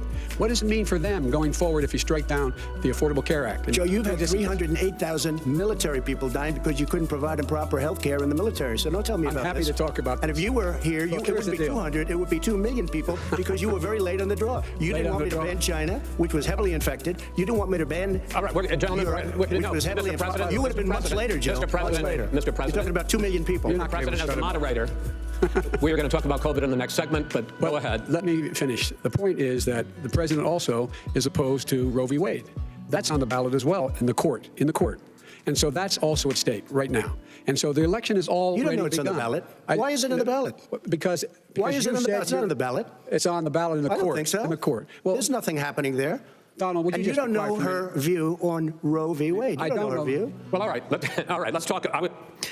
We got a lot to unpack here, gentlemen. We got a lot of time. So, on health care, and then we'll come back to Roe v. Wade. All right. Mr. President, the Supreme Court will hear a case a week after the election in which the Trump administration, along with 18 state attorneys general, are seeking to overturn Obamacare, to end Obamacare. You have spent the last... Because they want to give good health care. If I may ask a question, sir. Good health care. Over the last 4 years, you have promised to repeal and replace Obamacare, but you have never in these 4 years come up with a comprehensive plan to replace Obamacare. Of course I have.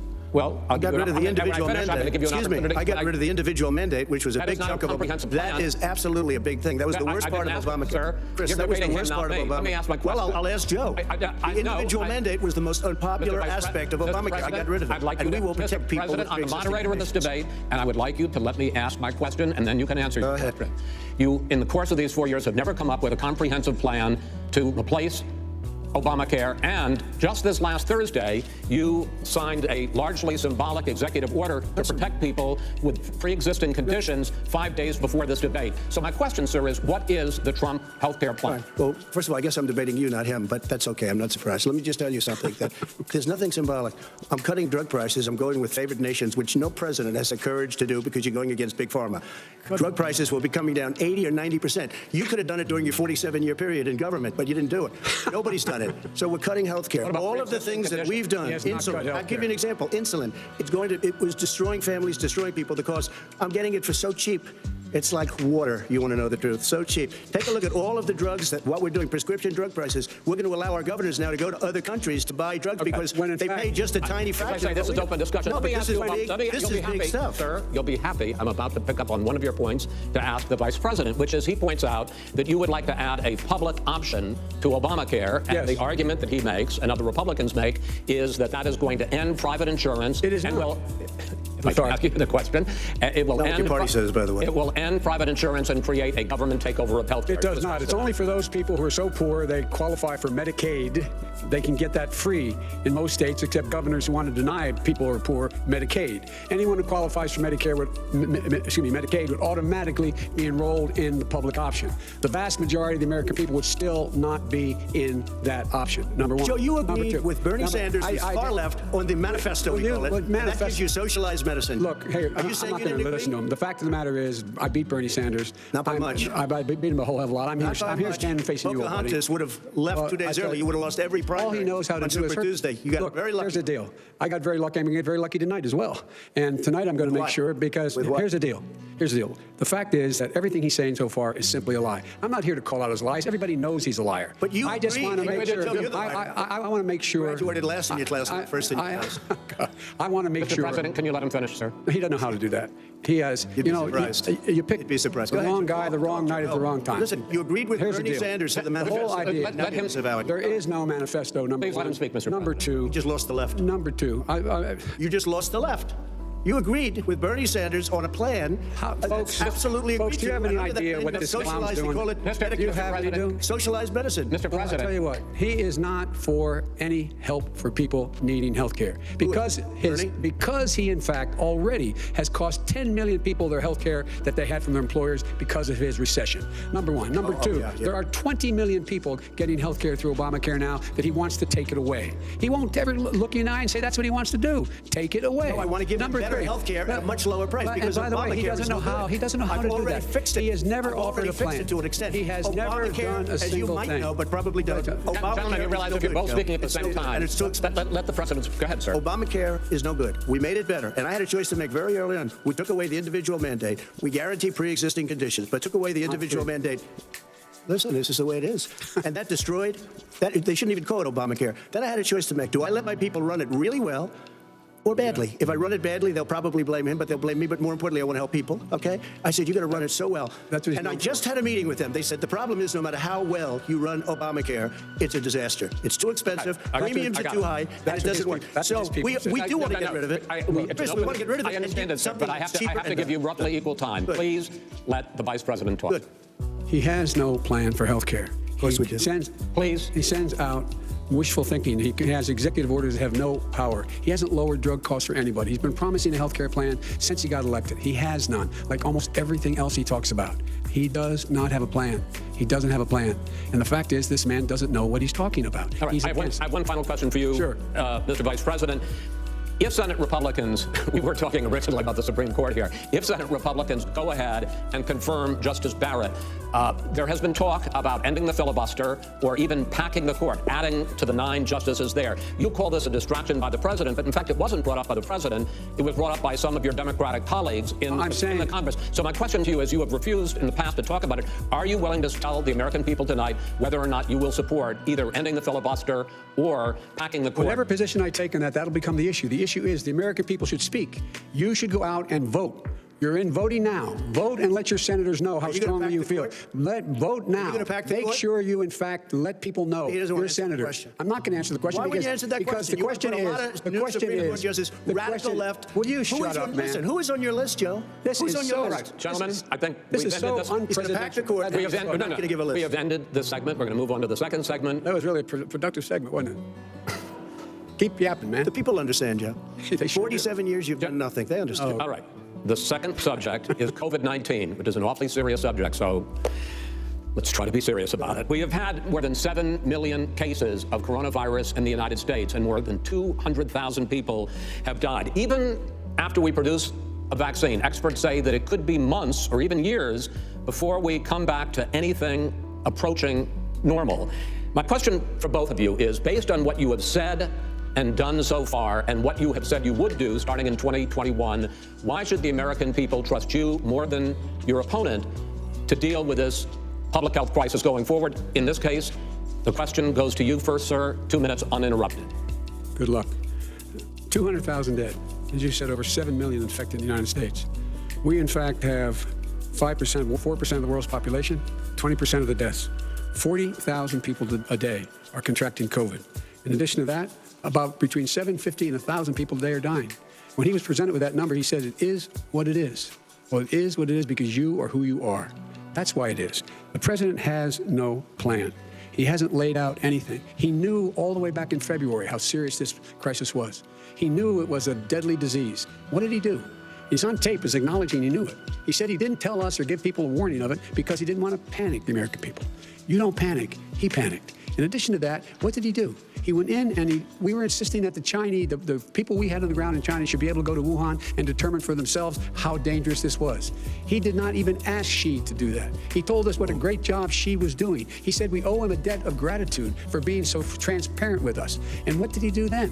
He then did nothing. He waited and waited and waited. He still doesn't have a plan. Well, I laid out back in March exactly what we should be doing.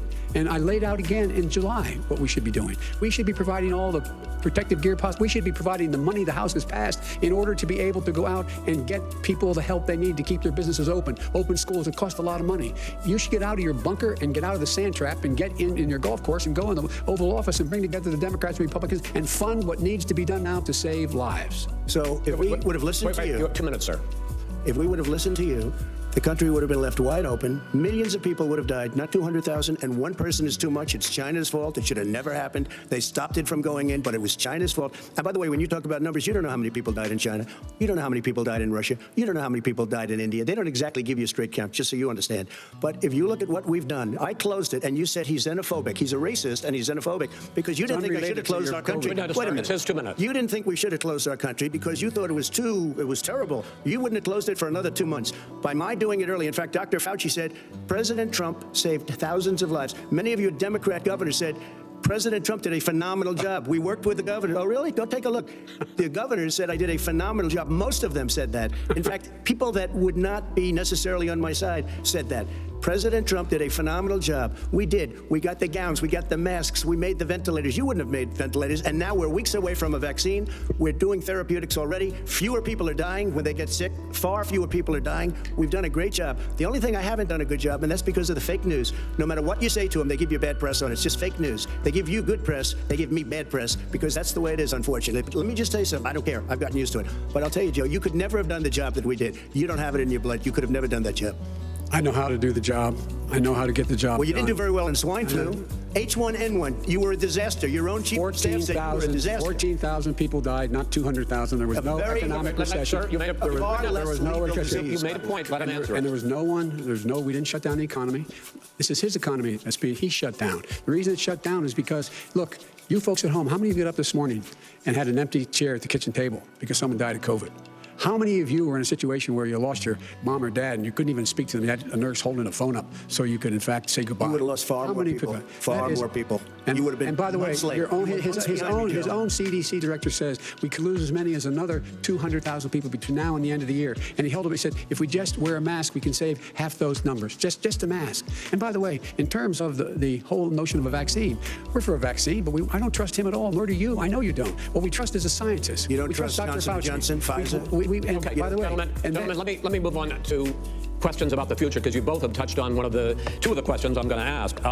Focusing on the future first, President Trump, you have repeatedly either contradicted or been at odds with some of your government's own top scientists. The week before last, the head of the Centers for Disease Control, Dr. Redfield, said it would be summer before the vaccine would become generally available to the public. You said that he was confused and mistaken. Those were your two words. Yeah. But Dr. Slaoui, the head of your Operation Warp Speed, has said exactly the same thing. Are they both wrong? Well, I've spoken to the companies, and we can have it a lot sooner. It's a very political thing because people like this would rather make it political than save lives.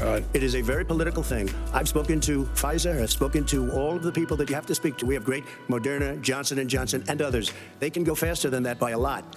Become very political because the left, or I don't know if I call them left, I don't know what I call the head of your Operation Warp Speed, Dr. Slaoui? I disagree with him. Yeah, no, I disagree with both of them. And he didn't say that. He said it could be there, but it could also be much sooner. I had him in my office 2 days ago. He talked about the summer, sir, before it's generally available. Just like he said it's a possibility that we'll have the answer before November 1st. It could also be after that. It's generally available. Well, we're going to deliver it right away. We have the military all set up logistically. They're all set up. We have our military that delivers soldiers, and they can do 200,000 a day. They're going to be delivering. This is the same man It's who all told set you up. by Easter this would be gone away. By the warm weather, it'd be gone. Miraculous, like a miracle. And by the way, maybe you could inject some bleach in your arm, and that would take care of it. This is the same man. That was said sarcastically, you know that. That was said sarcastically. And so here's the deal. This man is talking about a vaccine. Every serious company is talking about maybe having a vaccine done by the end of the year. But the distribution of that vaccine will not occur until sometime beginning or the middle of next year to get it out, if we get the vaccine. And pray God we will. Pray God we will. Mr. Vice President, I want to pick up You'll have the vaccine I sooner want to than pick that. up on this question, though. You say the public can trust the scientists, but they can't trust President Trump. In fact, you said that again tonight. Your running mate, Senator Harris, goes further, saying the public health experts, quote, will be muzzled, will be suppressed. Given the fact that polls already show that people are concerned about the vaccine and are reluctant to take it, are you and your running mate, Senator Harris, contributing to that fear? No more than the question you just asked him. You pointed out. He puts pressure and disagrees with his own scientists. But you're saying Everybody you can't, or knows. Senator Harris is saying you can't trust the scientists. No, you can't trust the scientists. She didn't say that. You can't trust She said the public health experts, quote, will be muzzled, will be suppressed. Well, that's what he's going to try to do. But there's millions of scientists, there's thousands of scientists out there, like here at this great hospital, that don't work for him. Their job doesn't depend on him. That's not, they're the people. And by the way, I spoke to the scientists that are in charge. By the way, they will have the vaccine very soon. Do you believe for a moment what he's telling you in light of all the lies he's told you about the whole issue relating to COVID? He still hasn't even acknowledged that he knew this was happening, knew how dangerous it was going to be back in February, and he didn't even tell you. He's on record as saying it. He panicked or he just looked at the stock market. One of the two, because guess what? A lot of people died, and a lot more are going to die unless he gets a lot smarter, a lot quicker. Mr. President? Did you use the word smart? So you said you went to Delaware State, but you forgot the name of your college. You didn't go to Delaware State. You graduated either the lowest or almost the lowest in your class. Don't ever use the word smart with me. Don't ever use that word. Oh, give me a break. Because you know what? There's nothing smart about you, Joe. 47 years you've done nothing. Let's have this debate. And if you would have had, let me just tell you something, Joe. If you would have had the charge of what I was put through, I had to close the greatest economy in the history of our country. And by the way, now it's being built again. We're going to get to the economy in the next segment, sir. Okay. It's going up fast. Okay. When it comes to how the virus has been handled so far, the two of you have taken very different approaches, and this is going to affect how the virus is handled going forward by whichever of you ends up becoming the next president. I want to quickly go through several of those. Reopenings. Vice President Biden, you have been much more reluctant than President Trump about reopening the economy and schools. Why, sir? Because he doesn't have a plan. If I were running, I know what the plan is. You've got to provide these businesses the ability to have the money to be able to reopen with the PPE as well as with the sanitation they need. You have to provide Tell that them to Nancy plastic. Pelosi. Well, he's just shush for a minute. Tell it to Nancy Pelosi. And Schumer, by the Brian way, Chuck. Nancy Pelosi and Schumer, they have a plan. He won't even meet with them. The Republicans won't meet with him in the Senate. And he sits on his golf course. And, well, I mean, literally, think about it. You probably play more than I do, Joe. What about this question of reopenings and the fact? Well, he wants to shut down this country, and I want to keep it open. And we did a great thing by shutting it down. Wait a minute, Joe. Let me shut you down for a second, Joe, just for 1 second. We want to He wants to shut down the country. We just went through it. We had to because we didn't know anything about the disease. Now we found that elderly people with heart problems and diabetes and different problems are very, very vulnerable. We learned a lot. Young children aren't. Even younger people aren't. We've learned a lot. But he wants to shut it down. More people will be hurt by continuing. If you look at Pennsylvania, if you look at certain states that have been shut down, they have Democrat governors all. One of the reasons they shut down is because they want to keep it shut down until after the election on November 3rd. Because it's political. But those states are not doing well that are shut down right now. Respond to that. President Trump, you have begun to increasingly question the effectiveness of masks as a disease preventer. And in fact, recently you have cited the issue of waiters touching their masks and touching plates. Are you questioning I think the masks efficacy are okay. of You have to masks? understand, if you look, I have a mask right here. I'll put a mask on it, when I think I need it. Tonight, as an example, everybody's had a test and you've had social distancing and all of the things that you have to, but I wear masks when needed. When needed, I wear masks. Okay, let me ask. I don't wear masks like him. Every time you see him, he's got a mask. He could be speaking 200 feet away from it. He shows up with the biggest mask I've ever seen. I will say this. Vice President Biden, go ahead, sir. Look, the way to open businesses is give them the wherewithal to be able to open. We provided money. But I was asking you, sir, about masks. Well, masks make a big difference. His own head of the CDC said if we just wore masks between now, if everybody wore masks in social distance between now and January, we'd probably save up to 100,000 lives. It matters. And they've also said the opposite. They've also said no serious person said the opposite. No serious person. Dr. Fauci said the opposite. He did not say the opposite. He said very strongly. A minute left in this masks segment. are not good. Then he changed his mind. He said masks good. I'm okay with masks. I want to ask you both about one last subject because your different approaches has even affected the way that you have campaigned. President Trump, you're holding large rallies with crowds packed together, thousands of people. Outside, yes, sir, agreed. Vice President Biden, you are holding much smaller events with nobody will show up. People with it's true. Nobody shows up to his rally. All right. In any case, why you holding the big rallies? Why you not? You go first, sir. Because people want to hear what I have to say. I mean, you've done a great job as a president, and I'll have 35,000 people show up at airports. We use airports. You're not worried about the disease issues, sir? Well, so far, we have had no problem whatsoever. It's outside. That's a big difference, according to the experts. And we do them outside. We have tremendous crowds, as you see. I mean, and literally on 24 hours notice. And Joe does the circles and has 3 people someplace. Okay. By the way, did you see one of the last big rallies he had? And a reporter came up to him to ask him a question. He said, no, stand back. Put on your mask. Put on a mask. Have you been tested? I'm way far away from those other people. That's what he said. I'm going to be okay. He's not worried about you. He's not worried about the people out there breathing in one another. We've had no negative effect. No negative effect. We've had no negative effect. And we've had 40,000 people at these rallies. Just quickly finish up because I want to move on to our next. Yes, I would. He's been totally irresponsible the way in which he has handled the social distancing and people wearing masks, basically encouraged them not to. All right. Ben, he's a fool on this. If you could get the crowds, you would have done the same thing. But you can't. Nobody cares. Gentlemen, can we move on to the economy? Yes. The economy is, I think it's fair to say, recovering faster than expected from the shutdown. Much faster. In the second quarter. The unemployment rate fell to 8.4% last month. The Federal Reserve says the hit to growth, which is going to be there, is not going to be nearly as big as they had expected. President Trump, you say we are in a V-shaped recovery. Vice President Biden, you say it's more of a K-shape.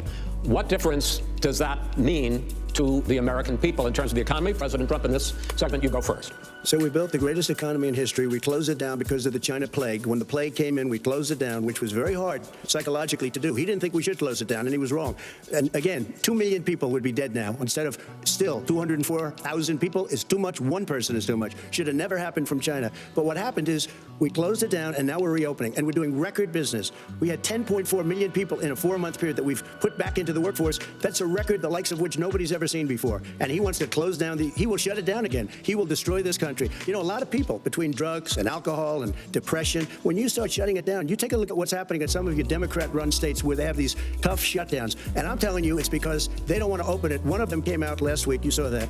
Oh, we're going to open up on November 9th. Why November 9th? Because it's after the election. They think they're hurting us by keeping them closed. They're hurting people. People know what to do. They can social distance, they can wash their hands, they can wear masks, they can do whatever they want. But they got to open these states up. When you look at North Carolina, and these governors are under siege, Pennsylvania, Michigan, and a couple of others, you got to open these states up. It's not fair. You're talking about almost it's like being in prison. And you look at what's going on with divorce, look at what's going on with alcoholism and drugs. It's a very, very sad thing. And he'll close down the whole country. This guy will close down the whole country and destroy our country. Our country is coming back incredibly well, setting records as it does it. We don't need somebody to come in and say, let's shut it down. All right. Your 2 minutes, sir. We'll now move to you. as I said, posing the question, the president says it's a V-shaped recovery. You say it's a K-shaped recovery. What's the difference? The difference is millionaires and billionaires like him in the middle of the COVID crisis have done very well. Another billionaires have made another $300 billion because of his profligate tax proposal, and he only focused on the market. But you folks at home, you folks living in Scranton and Claymont and all the small towns and working class towns in America, how well are you doing? This guy paid a total of $750 in taxes. Sir, wait, no, sir. I understand. You've agreed to the 2 minutes, so please let him have it. Do I get my time back? The fact is that he has, in fact, worked on this in a way that he's going to be the first president of the United States to leave office having fewer jobs in his administration than when he became president. Fewer jobs than when he became president. First one in American history. Secondly, the people who have lost their jobs are those people who have been on the front lines, those people who have been saving our lives, those people who have been out there dying, people who've been putting themselves in the way to make sure that we could all try to make it. And the idea that he is insisting that we go forward and open when you have almost half the states in America with a significant increase in COVID deaths and COVID cases in the United States of America. And he wants to open it up more. Why does he want to open it up? Why doesn't he take care of the America? You can't fix the economy until you fix the COVID crisis. And he has no intention of doing anything about making it better for you all at home in terms of your health and your safety. Schools. Why aren't schools open? Because it costs a lot of money to open them safely. You know, they were going to give, his administration was going to give the teachers and school students masks. And then they decided, no, couldn't do that because it's not a national emergency. Not a national emergency. They've done nothing to help small businesses. Nothing. They're closing. 1 in 6 is now gone. He ought to get on the job and take care of the needs of the American people so we can open safely. All right. Your time is up, sir. We're going to get to the... I have to respond to that. Well, you both had 2 minutes, sir. Excuse me, he made a statement. So did you. People want their schools, people want their schools open. They don't want to be shut down. They don't want their state shut down. They want their restaurants. I look at New York. It's so sad what's happening in New York. It's almost like a ghost town, and I'm not sure it can ever recover what they've done in New York. People want their places open. They want to get back to their lives. They'll be careful, but they want their schools open. I'm the one that brought back football. By the way, I brought back Big Ten football. It was me, and I'm very happy to do it. And people of Ohio are very proud of me. And you know how I got that? Gentlemen, we're going to get to your economic plans going forward in a moment. But first, Mr. President, as you well know, there's a new report that in 2016, the year you were elected president, and 2017, your first year as president, that you paid $750 a year in federal income tax each of those years.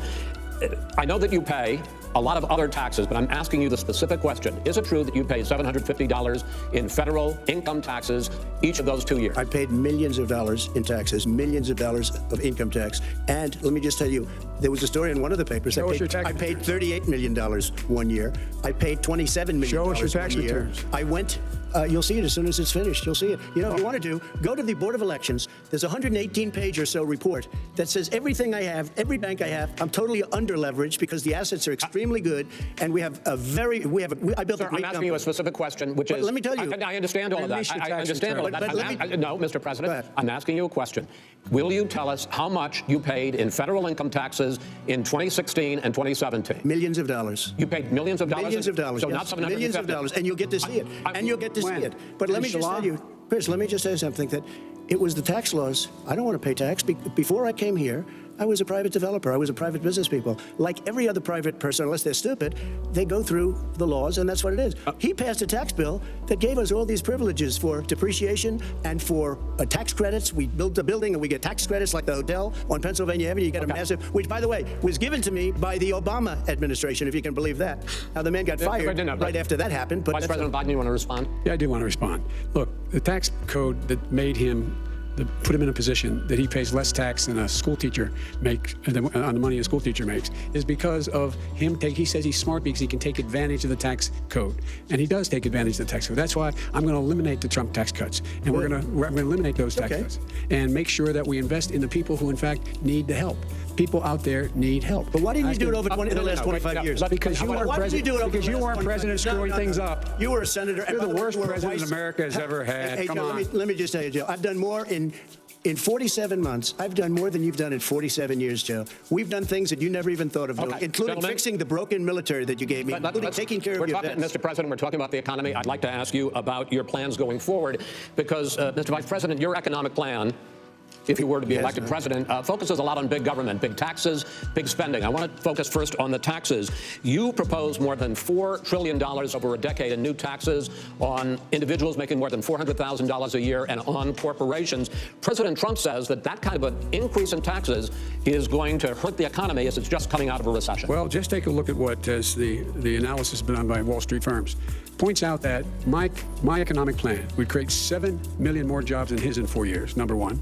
And number two, it would create an additional $1 trillion in economic growth because it would be about buying American. That we're going to make this federal government spend $600 billion a year on everything from ships to steel to buildings and the like.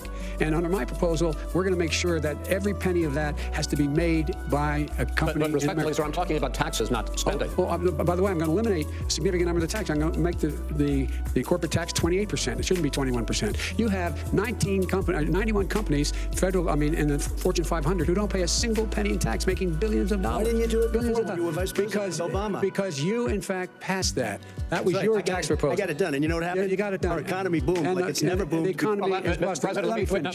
President, let me pick up on that. You would continue your free market approach, lower taxes, more deregulation, correct? Not lower taxes for American people. Excuse me. But in Obama's, you talk about the economy booming, it turns out that in Obama's final 3 years as president, more jobs were created, 1.5 million more jobs than in the first 3 years of your presidency. They had the slowest recovery since economic recovery since 1929. It was the slowest recovery. Also, they took over something that was down here. All you had to do is turn on the lights and you pick up a lot. But they had the slowest economic recovery since 1929. Let me tell you about the stock market. When the stock market goes up, that means jobs. It also means 401ks. If you got in, if you ever became president with your ideas, you want to terminate my taxes, I'll tell you what, you'll lose half of the companies that have poured in here will leave, and plenty of companies that are already here, they'll leave for other places. They will leave, and you will have a depression, the likes of which you've never seen. Look, we inherited the worst recession short of a depression in American history. I was asked to bring it back. We were able to have an economic recovery that created the jobs you're talking about. We handed him a booming economy. He blew it. It wasn't booming. It wasn't booming. It was the weakest recovery since 1929. Is it fair to say he blew it when, in fact, when there was record low unemployment before COVID? Yeah, but because what he did, even before COVID, manufacturing went in the hole. Manufacturing went in the hole. Excuse me, Chris. Wait. Number two. Chris, number three. They said it would take. No, you were number two. No. Chris, they said it would take a miracle to bring back manufacturing. I brought back 700,000 jobs. They brought back nothing. They gave up on manufacturing. Part of my standard fare. I'm the guy that brought back the automobile industry. We brought back, I was asked to bring back Chrysler and General Motors. We brought them back right here in the state of Ohio and Michigan. He blew it. They're gone. He blew it. And in fact, they're going. Ohio had the best year it's ever had last year. Michigan had the best year they've ever had. That is not Many true. car companies came in from Germany, from Japan, went to Michigan, went to Ohio. They're not having and they didn't come in with you. Mr. Vice President, go ahead. And so you take a look at what he's actually done. He's done very little. His trade deals are the same way. He talks about these great trade deals. You know, he talks about the art of the deal. China's perfected the art of the steal. We have a higher deficit with China now than we did before. We have the highest trade deficit with Mexico. China ate your lunch, down 18%. China ate your lunch, Joe. And no wonder your son goes in and he takes out billions of dollars, to manage. He makes millions of dollars. And also, while we're at it, why is it, just out of curiosity, the mayor of Moscow's wife gave your son $3.5 million. What did he do to deserve it? What did he do with Burisma to deserve $183,000? You asked a question, not an answer. None of that is true. Oh, really? Mr. President, please. Totally discredited. Totally discredited. And by the way, well, wait, he didn't get $3.5 million, Joe? Mr. Vice He got $3.5 million. It is not true. Oh, really? Mr. President, it's an open discation, please. It's a fact. Well, you have raised an issue. Let the Vice President answer. Discredited. Did Burisma pay $183,000 a month with no experience in energy? Mr. President, my son did nothing wrong at Burisma. I think he did. Mr. President, let him answer. He doesn't want to let me answer because he knows I have the truth. His position has been totally, thoroughly discredited. By who? The media? By everybody. Well, by the media, by our allies, by the World Bank, by everyone has discredited. Matter of fact, even the people who testified under oath. So let me ask you this. No, go ahead, Mr. I'm listening to you. You got $3.5 million from Moscow. He testified under oath in his administration, said, I did my job and I did it very well. Oh, really? I did it I'd like to know who they are. Well, I'll give you the list of the people who testified. No, go ahead, sir. Sure, you've already fired most of them because they did a good job. Some people don't do a good job. With you, wait a minute. You get the final word. Well, it's hard to get any word in with this clown. Excuse me. Hey, let me just say to you. No, Mr. President. $3.5 million, Joe. That is simply. Why did he deserve $3.5 million from Moscow? Look, here's the deal. We want to talk about families and ethics. I don't want to do that. I mean, his family we could talk about all night. His family's already... My family lost a fortune by coming down and helping us with government. And that's such a... Every single one of them lost. This is not about my family or his family. It's about your family. The American people. He doesn't... That's not true. It doesn't want to talk about what you need. You, the American people. It's about you. That's what we're talking about. All right, that's the end of the segment. We're moving on. It didn't take them. Vice President, no. Can I be honest? It's a very important question. He stood up. No, the answer to the question is no. Ukraine. No, sir. With $1 billion, if you that is absolutely not true. You're doing it. You're going to have true, gentlemen. I hate to raise my voice, but it needs to be. Why shouldn't I be different than the two of you? So here's the deal. Good point. We have 6 segments. We have ended that segment. We're going to go to the next segment. In that segment, you each are going to have 2 uninterrupted moments. In those 2 uninterrupted minutes, Mr. President, you can say anything you want. I'm going to ask a question about race, but if you want to answer about something else, go ahead. But I think that the country would be better served if we allowed both people to speak with fewer interruptions. I'm appealing to you, sir, to do that. Well, and him too. Well, frankly, you've been doing more interrupting that's than all right, but he does plenty. Well, less than, sir, less than plenty. No, less than you have. Let's please continue on.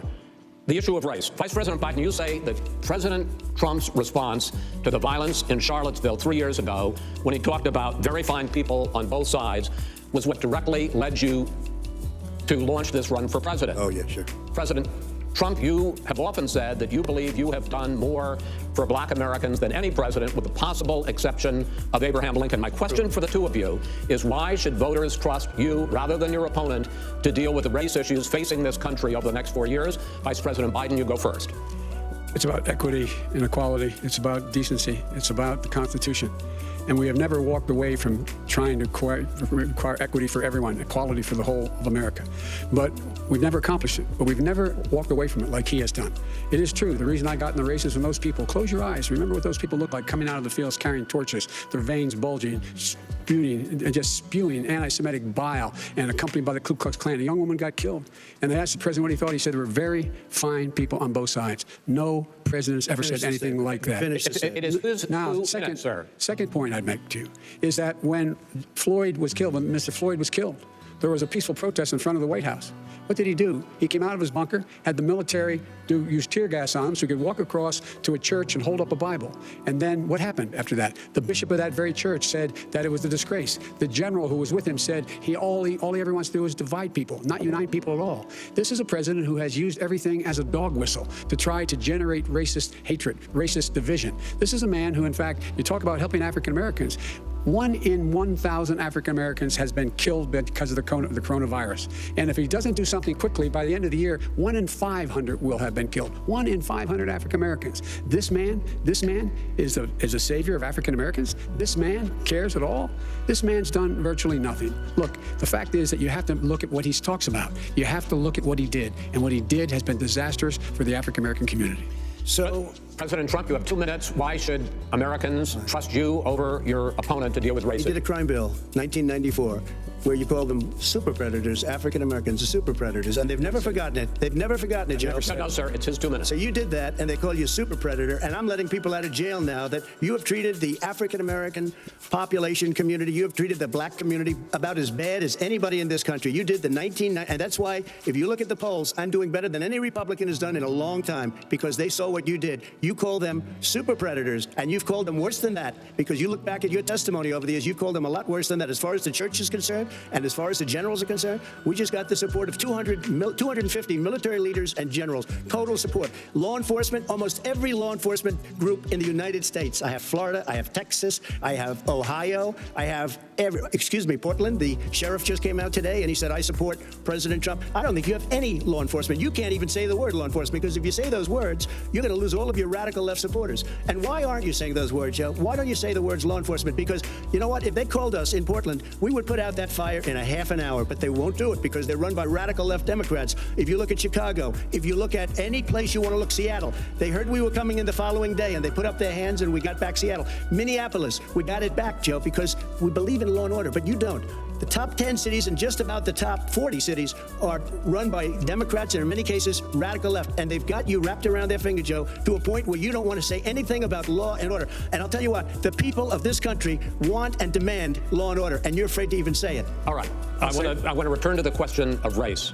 Vice President Biden, after the grand jury in the Breonna Taylor case decided not to charge any of the police with homicide, you said it raises the question, quote, whether justice could be equally applied in America. Do you believe that there is a separate but unequal system of justice for blacks in this country? Yes, there is. There's systemic injustice in this country, in education and work and in law enforcement and the way in which it's enforced. But look, the vast majority of police officers are good, decent, honorable men and women.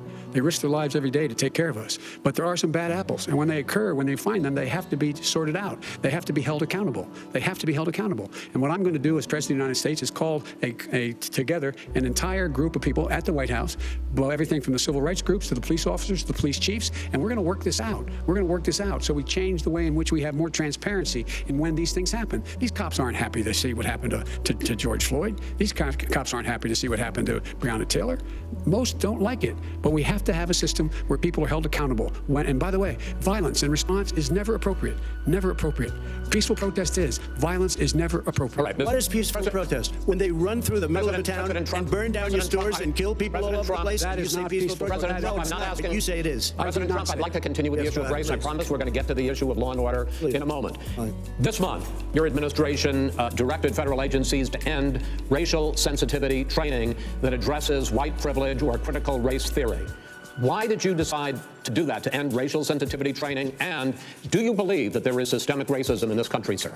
I ended it because it's racist. I ended it because a lot of people were complaining that they were asked to do things that were absolutely insane, that it was a radical revolution that was taking place in our military, in our schools, all over the place, and you know it, and so does everybody else. And he would know. What is radical about racial sensitivity training? If you were a certain person, you had no status in life. It was sort of a reversal. And if you look at the people, we would pay people hundreds of thousands of dollars to teach very bad ideas and frankly very sick ideas. And really, they were teaching people to hate our country. And I'm not going to do that. I'm not going to allow that to happen. We have to go back to the core values of this country. They were teaching people that our country is a horrible place, it's a racist place, and they were teaching people to hate our country. And I'm not going to allow that to happen. Vice President Biden? Nobody's doing that. He's racist. You just don't. Here's the deal. I know a lot more about this. Let him finish. The fact is that there is racial insensitivity. People have to be made aware of what other people feel like, what insults them, what is demeaning to them. It's important that people know. They don't want to. Many people don't want to hurt other people's feelings, but it makes a big difference. It makes a gigantic difference in the way a child is able to grow up and have a sense of self-esteem. It's a little bit like how this guy and his friends look down on so many people. They look down their nose on people like Irish Catholics like me and grew up in Scranton. They look down on people who don't have money. They look down on people who are of a different faith. They look down on people who are a different color. In fact, we're all Americans. The only way we're going to bring this country together is bring everybody together. There's nothing we cannot do if we do it together. We can take this on and we can defeat racism in America. President Trump, sir. During the Obama-Biden administration, there was tremendous division. There was hatred. You look at Ferguson, you go to many places. Look at Oakland. Look what happened in Oakland. Look what happened in Baltimore. Look what happened. Frankly, it was more violent than what I'm even seeing now. But the reason is that the Democrats that run these cities don't want to talk like you about law and order. Violent you still crime, haven't mentioned. Are you in favor of law and order? I'm in favor of law. You follow it. Are you in favor of law and order? Go ahead. You asked a question. Let him finish. Law and order. Law and order with justice, where people get treated fairly. Okay. And the fact of the matter is, violent crime went down 17%, 15% in our administration. All right. It's gone up on his watch. Went down much more than ours. All right, Mr. President, you're going to Mr. President, every record in the Mr. President, you're going to be very happy because we're now going to talk about law and order. Since we had trouble with Democratic-run cities. That's exactly my question. There has been a dramatic increase in homicides in America this summer, particularly, and you often blame that on Democratic mayors and Democratic governors, but in fact, there have been equivalent spikes in Republican-led cities like Tulsa and Fort Worth. So the question is this really a party issue? I think it's a party issue. You can bring in a couple of examples, but if you look at Chicago, what's going on in Chicago, where 53 people were shot and 8 died shot. If you look at New York, where it's going up like nobody's ever seen anything, the numbers are going up 100, 150, 200% crime. It is crazy what's going on. And he doesn't want to say law and order because he can't, because he'll lose his radical left supporters. And once he does that, it's over with. But if he ever got to run this country and they ran it the way he would want to run it, our suburbs would be gone. By the way, our suburbs would be gone.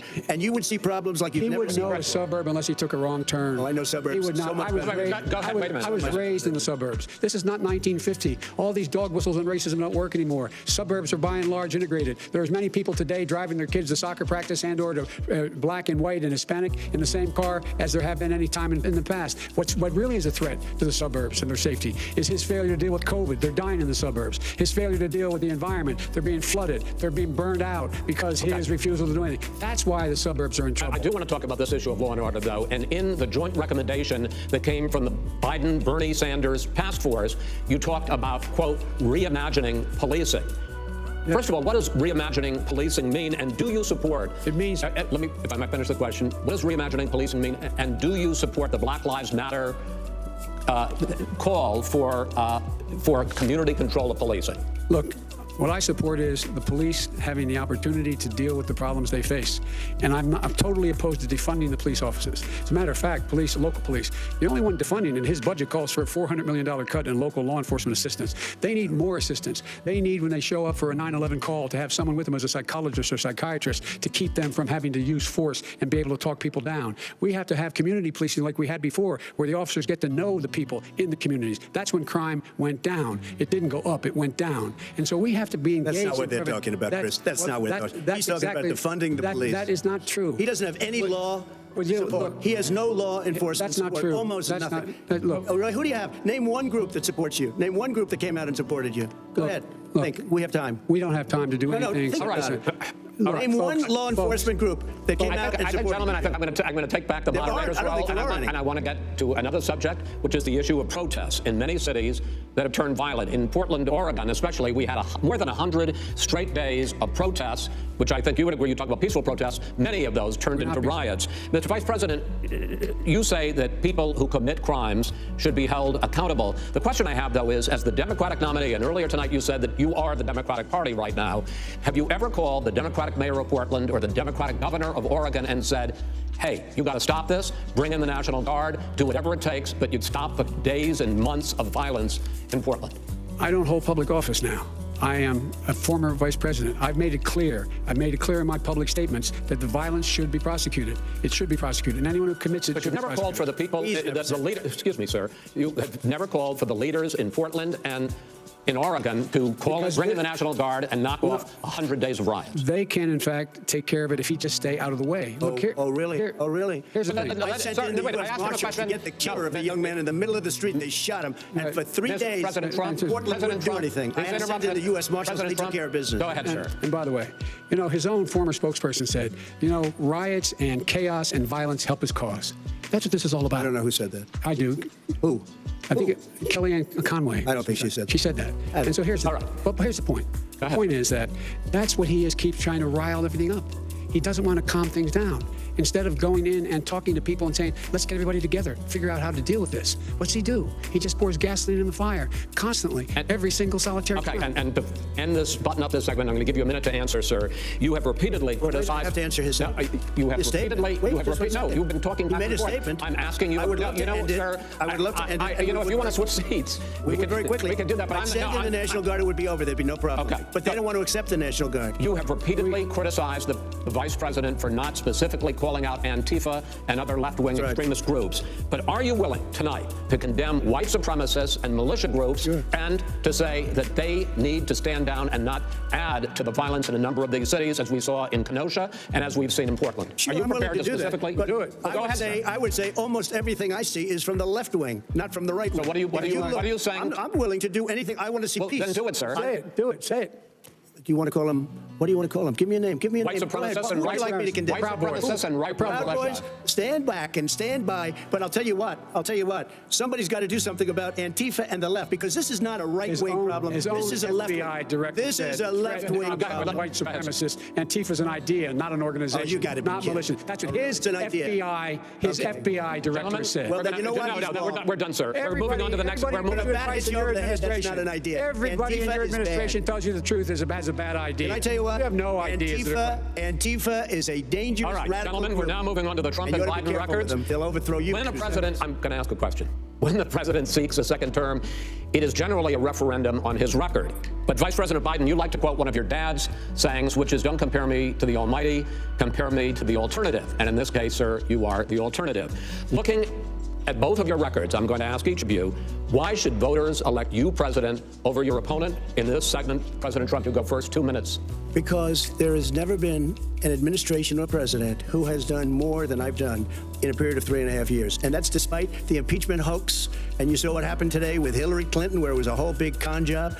But despite going through all of these things where I had to fight both flanks and behind me and above, there has never been an administration that's done what I've done. The greatest, before COVID came in, the greatest economy in history, lowest unemployment numbers. Everything was good. Everything was going. And by the way, there was unity going to happen. People were calling me for the first time in years. They were calling and they were saying, it's time maybe. And then what happened? We got hit, but now we're building it back up again. A rebuilding of the military, including Space Force and all of the other things.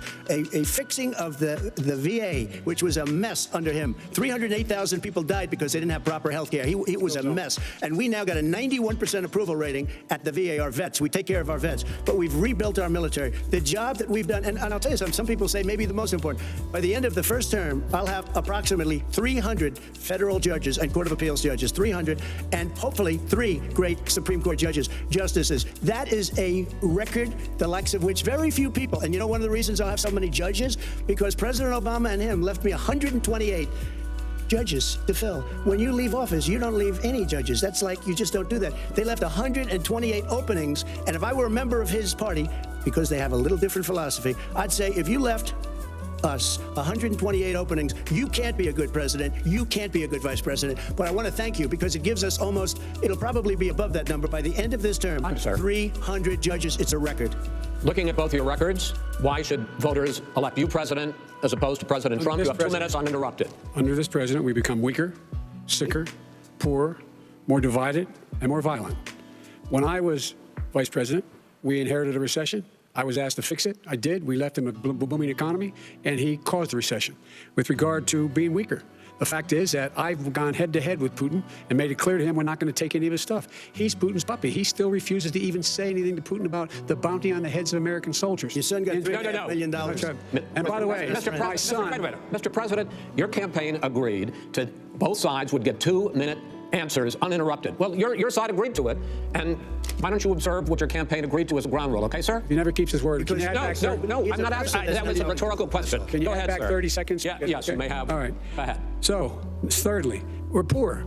The billionaires have gotten much more wealthy by a tune of over $300 to $400 billion more just since COVID. You in the home, you got less. You're in more trouble than you were before. In terms of being more violent, when we were in office, there were 15% less violence in America than there is today. He's president of the United States. It's on his watch. And with regard to more divided, the nation can't stay divided. We can't be this way. And speaking of my son, the way you talk about the military, the way you talk about them being losers and being and just being suckers, my son was in Iraq. He spent a year there. He got the Bronze Star. He got the Conspicuous Service Medal. He was not a loser. He was a patriot, and the people left behind there were heroes. Really? And I resent. Are you talking about Hunter? Are you talking about I'm talking about my son, Beau Biden. You're talking about. I don't know Beau. I know Hunter. Yeah, Hunter got thrown out of the military. He was thrown out, dishonorably discharged. That's not true. He wasn't dishonorably. Cocaine use, and he didn't have a job until you became vice president. And once you became vice president, he made a fortune in Ukraine, in China, in Moscow, and various other places. He made a fortune. My son, and he didn't have a job. My son, like a lot of people we know at home, had a drug problem. He's overtaken it. He's fixed it. He's worked on it, and I'm proud of him. But why was he given tens of millions of dollars? He wasn't given tens of millions of dollars. That is totally discredited. We've already been discredited.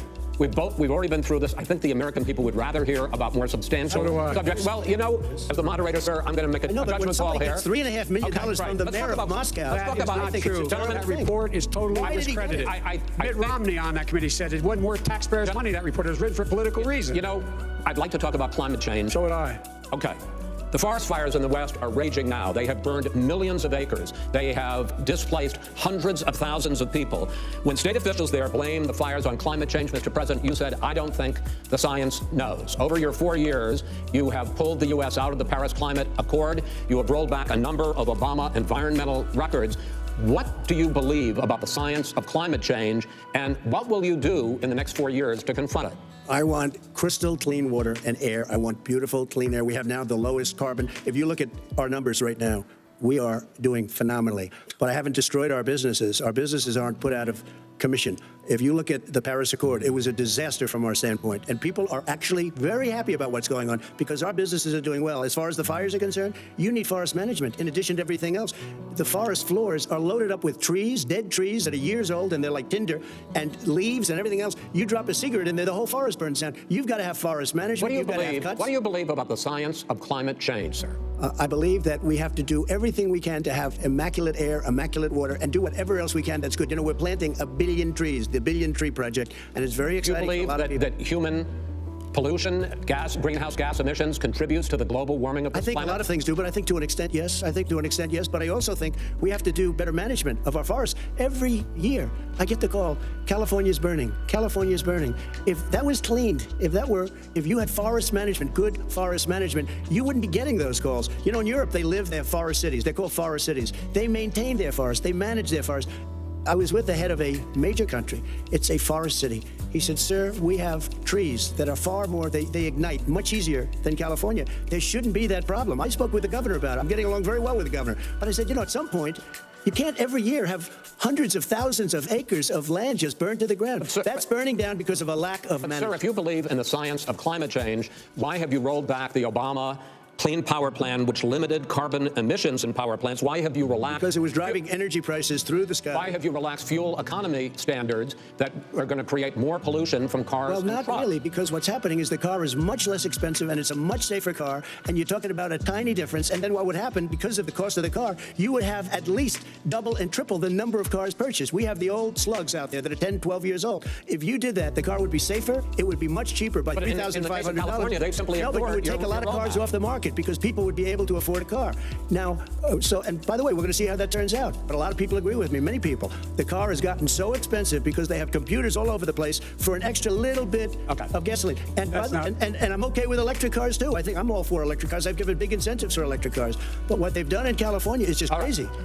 Vice President Biden, I'd like you to respond to the president's climate change record, but I also want to ask you about a concern. You proposed $2 trillion in green jobs. You talk about new limits, not abolishing, but new limits on fracking, ending the use of fossil fuels to generate electricity by 2035, and zero net emission of greenhouse gases by 2050. The president says a lot of these things would tank the economy and cost millions of jobs. He's absolutely wrong, number one. Number two, if in fact, during our administration, the Recovery Act, I was able to bring down the cost of renewable energy to cheaper than or as cheap as coal and gas and oil. Nobody's going to build another coal-fired plant in America. No one's going to build another oil-fired plant in America. They're going to move to renewable energy, number one. Number two, we're going to make sure that we are able to take the federal fleet and turn it into a fleet that's run on their electric vehicles. Making sure that we can do that, we're going to put 500,000 charging stations and all of the highways that we're going to be building in the future. We're going to build an economy that, in fact, is going to provide for the ability of us to take 4 million buildings and make sure that they, in fact, are weatherized in a way that, in fact, they'll emit significantly less gas and oil because the heat will not be going out. There's so many things that we can do now to create thousands and thousands of jobs. We can get to net zero in terms of energy production by 2035. Not only not costing people jobs, creating millions of good-paying jobs, not $15 an hour, but prevailing wage, by having a new infrastructure that, in fact, is green. And the first thing I will do, I will rejoin the Paris Accord. I will join the Paris Accord because with us out of it, look what's happening. It's all falling apart. And talk about someone who has no relationship with foreign policy. Brazil, the rainforests of Brazil are being torn down, are being ripped down. More carbon is absorbed in that rainforest than every bit of carbon that's emitted in the United States. Instead of doing something about that, I would be gathering up and making sure we had the countries of the world coming up with $20 billion and say, here's $20 billion. Stop tearing down the forest. And if you don't, then you're going to have significant economic consequences. What about the argument that President Trump basically says that you have to balance environmental interests and economic interests, and he's drawn his line? Well, he hadn't drawn a line. He still, for example, he wants to make sure that methane's not a problem. You can now emit more methane without it being a problem. Methane. This is a guy who says that you don't have to have mileage standards for automobiles that exist now. This is a guy who says that the fact is, it's all true. And here's the deal. Talking about the Green New Deal, and it's not $2 billion or $20 billion, as you said. It's $100 trillion. I'm talking about where they want to rip down buildings and rebuild the building. It's the dumbest, most ridiculous. Where airplanes are out of business, where two-car systems are out, where there want to true. take out the cows too. Not That's true. not true either, right? Not this true. is a 100 trillion. Look, that's more money than our is- country could make in that is 100 simply years if we not want the case. All right, let me because I actually, wait a minute, sir. I actually have studied your plan, and it includes upgrading 4 million buildings, weatherizing 2 million homes over 4 years, building 1.5 million energy-efficient homes. So the question becomes, the president is saying, I think some people who support the president would say that sounds like it's going to cost a lot of money and hurt the economy. What it's going to do is going to create thousands and millions of jobs, good-paying jobs. Well, let him finish, sir. He doesn't know how to do that. $100 billion. The fact is, it's going to create millions of good-paying jobs, and these tax incentives to people for people to weatherize, which he wants to get rid of. It's going to make the economy much safer. Look how much we're paying now to deal with the hurricanes. By the way, he has an answer for hurricanes. He said maybe we should drop a nuclear weapon on them. They may. I never said that. That's at all. what he did say. You made it up. And here's the deal. You make up. We are going to be in a position where we can create hard, good jobs by making sure the environment is clean and we all are in better shape. We spend billions of dollars now, on floods, hurricanes, rising seas. We're in real trouble. Look what's happening just in the Midwest with these storms that come through and wipe out entire sections and counties in Iowa. That didn't happen before. They're because of global warming. We make up 15% of the world's problem. We, in fact, but the rest of the world, we've got to get them to come along. That's why we have to get back into the Paris Accord. All right, gentlemen. Wait a minute, Chris. So why didn't he do it for 47 years? You were vice president. Why didn't you get the world? China sends up real dirt into the air. Russia does. India does. They all do. We're supposed to be good. And by the way, he made a couple of statements. The Green New Deal is $100 trillion. That is not my plan. That's Green well, New you want to Deal rebuild every is not building. my plan. I want to rebuild every If he knew anything about He made a statement about the military. He said I said something about the military. He and his friends made it up, and then they went with it. I never said it. Okay. That is What not he true. did is he said he called the military stupid bastards. I And he did said not it on say tape. that. He said stupid bastards. He said it. Stop. I would never say that. Play it. Go ahead. You're Mr. on Vice tape. President answered his final question. The final question is, I can't remember which of all his rantings. I'm having a little trouble myself, but and about the economy and about this question of what it's going to cost. The economy. I mean, the Green New Deal and the idea of what your environmental changes will do. The Green New Deal will pay for itself as we move forward. We're not going to build plants that, in fact, are great polluting plants. But you support the Green New Deal? Pardon me? You support? No, I don't support the Green New Deal. You don't? Oh, well, that's a big statement. I support the radical left. I support the Biden plan that I put forward. Okay. The Biden plan, which is different than what he calls the radical Green New Deal. All right, gentlemen, final segment. Election integrity. As we meet tonight, millions of Americans are receiving mail-in ballots or going to vote early. How confident should we be that this will be a fair election? And what are you prepared to do over the next 5+ weeks? Because it'll not only be to Election Day, but also counting some ballots, mail-in ballots after Election Day. What are you prepared to do to reassure the American people that the next president will be the legitimate winner of this election? In this final segment, Mr. Vice President, you go first. Prepared to let people vote. They should go to iwillvote.com, decide how they're going to vote, when they're going to vote, and what means by which they're going to vote. His own Homeland Security Director, and as well as the FBI Director, says there is no evidence at all that mail-in ballots are a source of being manipulated and cheating. They said that. The fact is that there are going to be millions of people because of COVID that are going to be voting by mail-in ballots, like he does, by the way. He sits behind the Resolute desk and sends his ballot to Florida, number one. Number two, we're going to make sure that those people who want to vote in person are able to vote because enough poll watchers are there to make sure they can socially distance. The polls are open on time, and the polls stay open until the votes are counted. And this is all about trying to dissuade people from voting because he's trying to scare people into thinking that it's not going to be legitimate. Show up and vote. You will determine the outcome of this election. Vote, vote, vote. If you're able to vote early in your state, vote early. If you're able to vote in person, vote in person. Vote whatever way is the best way for you, because he cannot stop you from being able to determine the outcome of this election. And in terms of whether or not when the votes are counted, and they're all counted, that will be accepted. If I win, that will be accepted. If I lose, that will be accepted. But by the way, if in fact he says he's not sure what he's going to accept, well, let me tell you something. It doesn't matter, because if we get the votes, it's going to be all over. He's going to go. He can't stay in power. It won't happen. It won't happen. So vote. Just make sure you understand you have it in your control to determine what this country is going to look like the next 4 years. Is it going to change? You get 4 more years of these lies.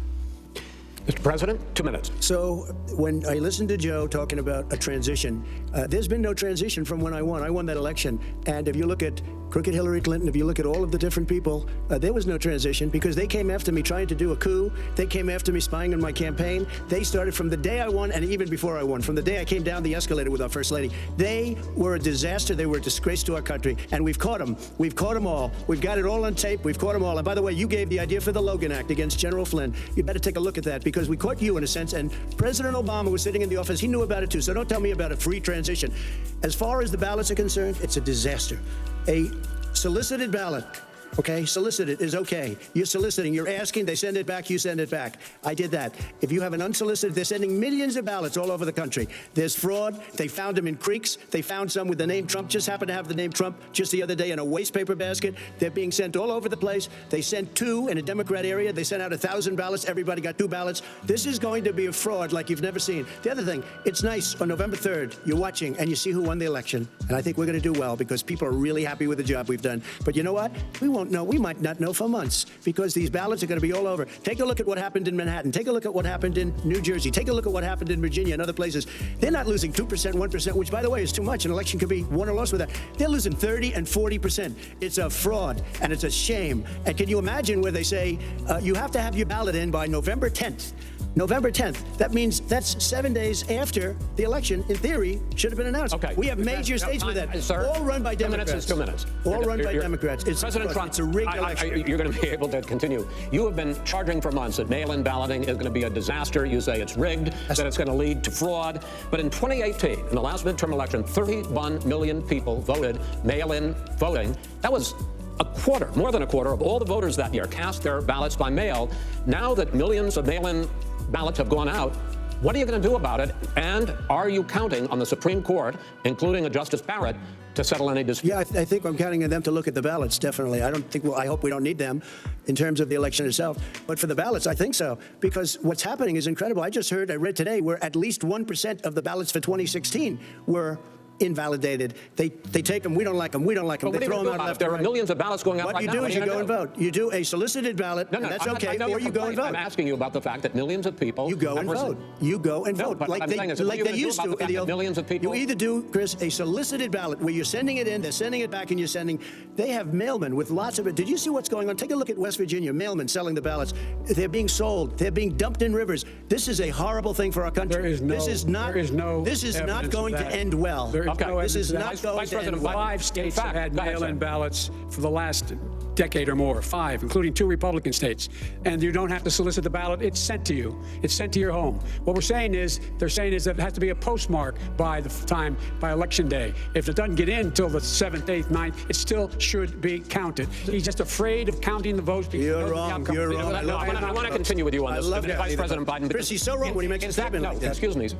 Vice President Biden, the biggest problem, in fact, over the years with mail-in voting has not been fraud historically. It has been that sizable numbers, sometimes hundreds of thousands of ballots are thrown out because they have not been properly filled out or there is some other irregularity or they missed the deadline. So the question I have is, are you concerned that the Supreme Court with a Justice Barrett will settle any dispute? I am concerned that any court would settle this because here's the deal.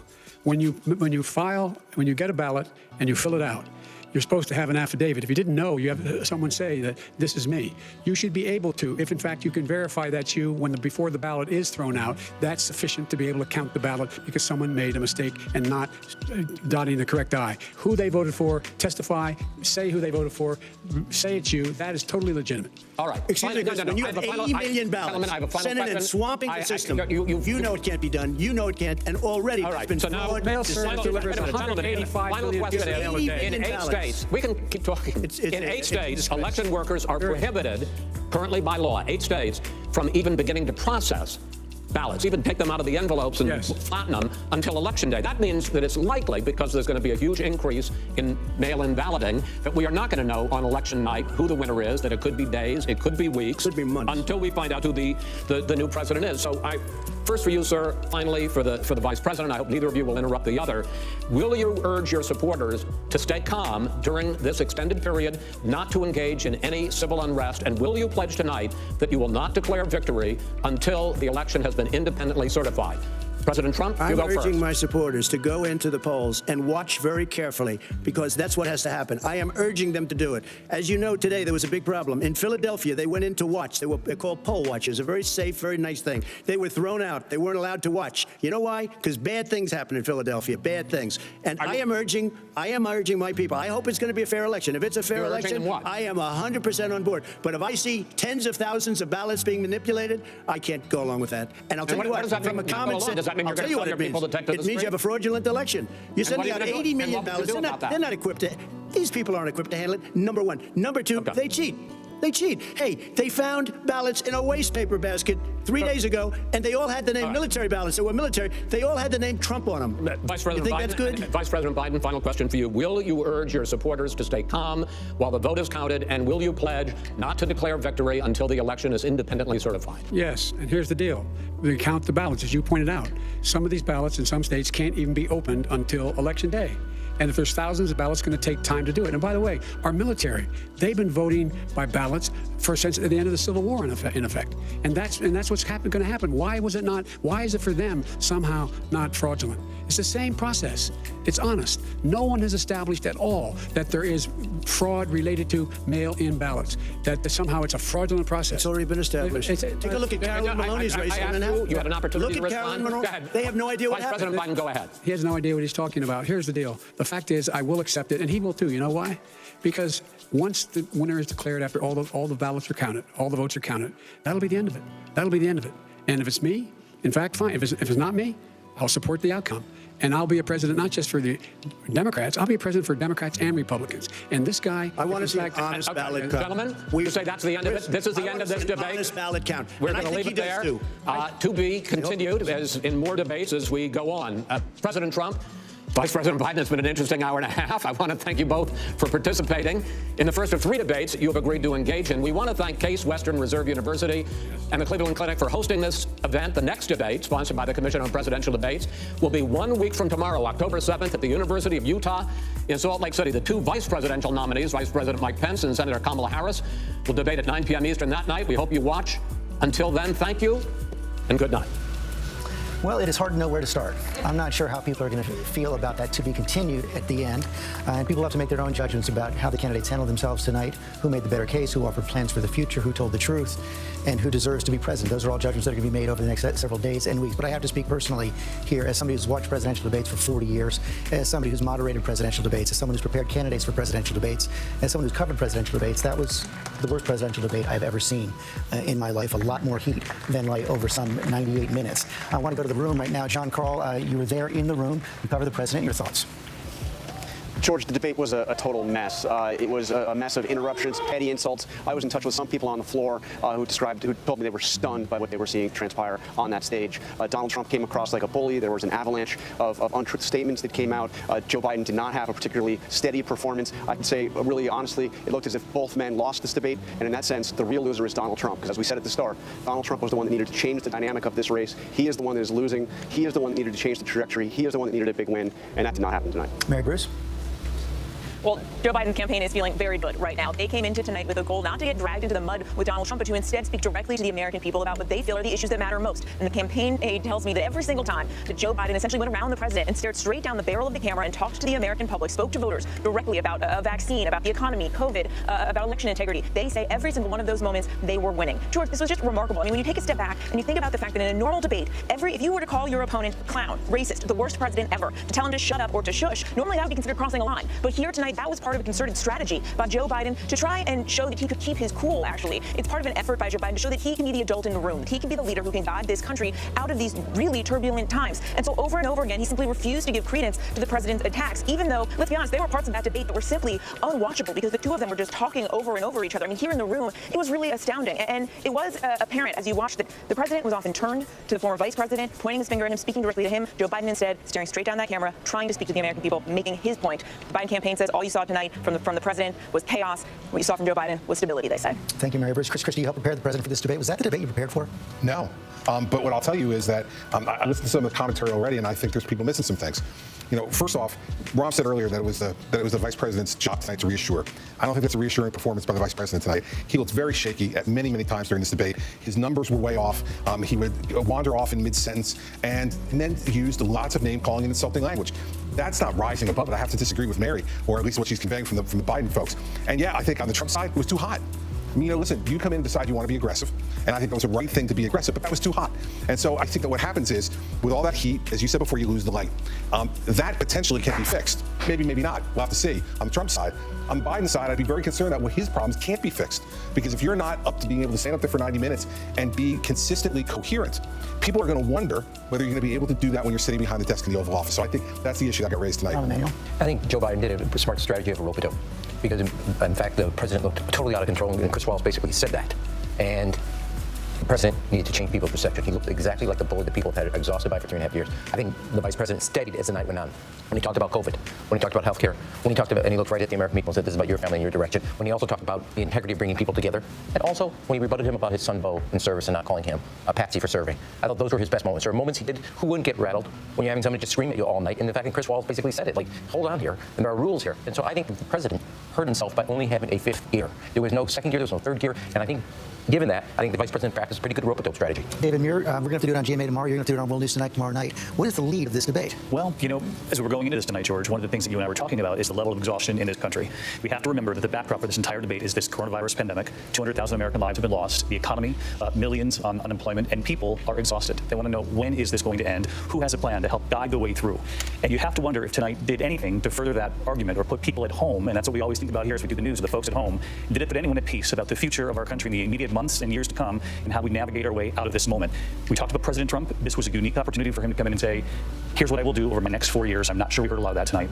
And Joe Biden had to come in and we said, no unforced errors, don't get pulled into the personal attacks. I do think he was fairly steady in temperament and tone, but I do wonder, people will be frustrated at home, no matter how difficult it was on that stage and in those moments, that they didn't hear enough really from either about their specific plans of guiding this nation forward. One thing that is getting a lot of notice on Lindsay Davis online, the president refused to condemn white supremacists. Right, and he said he would. When he was asked, he said, sure, I will. And then he ended up essentially giving a call to action saying, stand back and stand by. That was something that really got my attention. And I can't say I was surprised, but it was really a moment that I think that people, especially in the black community, heard loud and clear. Got to take a quick break. We'll be right back.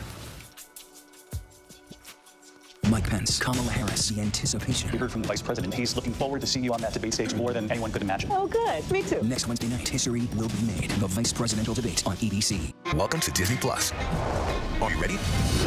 Drop in and explore the action, the adventure, and the originals. There's no limit to what you'll find. These are your worlds. So come on, dive deeper into the universes you love. Wherever and whenever you want them, you'll find them all here on Disney Plus.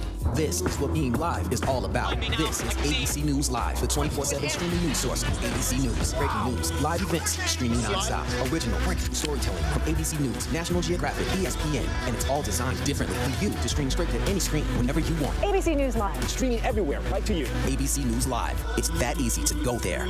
Cross my office, I'll do this. That'd be picture excited. Please stop.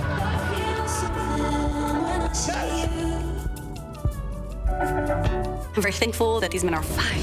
Tuesday, October 13th, we respect your wishes. The Bachelorette is back. This is the perfect place to fall in love. But respect the rumors. Do not ever talk to me like that. It's true. What? This is the most shocking season ever. Makes me sick. That's crazy. Do with flair. Congratulations, you've just blown up The Bachelorette. The Bachelorette, season premiere Tuesday, October 13th on ABC. On your carts. Get set. Let's go. Get ready. The team with the highest card total could be leaving with $100,000. To shop. Bam, bam, bam. Till you drop. Oh, mommy, down. Oh. Leslie Jones hosts Supermarket Sweep. Premiere Sunday, October 18th on ABC. It's being called the most consequential election of a lifetime. The most important vote. And with so much on the line, it demands the most straightforward, news-making, real answers. The most informed voices from all sides. The countdown is on to the vote. What will our future look like? ABC's This Week with George. It all plays out right here every Sunday. The most consequential weekend of this hyper-political year. Right as you get closer to casting your vote every Sunday on ABC. Now, with so much on the line, more Americans are turning to David Muir and ABC's World News Tonight than any other program across all of television. Back now after this first presidential debate, one of the Republican strategist, Sarah Fagan, you said that Joe Biden had a tougher job coming into the night. Is that the way you feel coming out of it?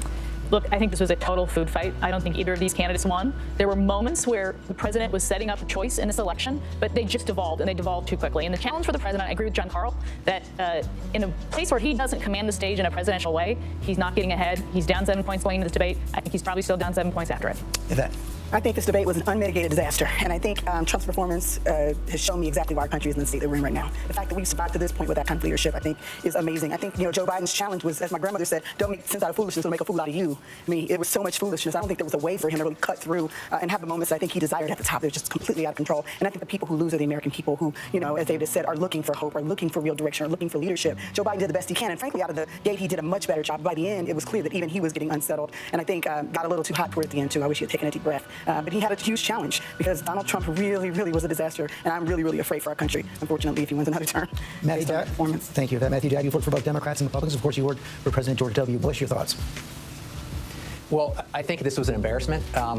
If you were in a foreign country, look at our United States right now. If you watch that and think this was an embarrassment, and if you're sitting in our country, it's embarrassing. And then embarrassment falls directly at the feet of Donald Trump. I actually think there was a winner tonight, and that winner was Joe Biden. Because if you're president of the United States and you're the incumbent, you have to convince people that everything's good in America and put me through another 4 years of this. And if you watch that debate, as a citizen of the United States, you're not thinking everything's great in America right now. So Joe Biden, yeah, he had good moments. He had some moments where he had a hard time dealing with this. And as I said going into the debate, that Donald Trump's a bull in a china shop. Well, the bull was let loose in the china shop. The moderator tried his best they could to control it. Joe Biden tried to fend it off. But when you look at the end of this, Donald Trump had to convince the American public that 4 more years of this is a good thing. The exact opposite conclusion, I think, they're going to come to after watching that debate. Martha Raddatz, I don't envy anybody the job Chris Wallace had tonight, but I wonder what lessons moderators going forward, supposed to be 2 more presidential debates, a vice presidential debate, are going to take from this. As I said going in, it takes a lion tamer in a debate with Donald Trump, and you needed 10 lion tamers tonight. I think Chris Wallace tried. I think at some point you just have to stop it. It was not a presidential debate. It was mud wrestling, and as David pointed out, in the middle of a pandemic. I have been in touch with some voters who I met on our cross-country trip. There was one man who was leaning towards Trump going into the debate tonight. He was leaning towards Biden, but he did not like the name calling. He did not like Biden dropping to the level, he said, of Donald Trump. And a lot of talk about the military tonight. As you know, George, I'm in touch with a lot of people in the military. One of them said to me tonight, this is the most shameful interaction between 2 leaders ever. I am sad and ashamed. Martha Raddatz, thanks very much. Got to take one more break. We'll be right back.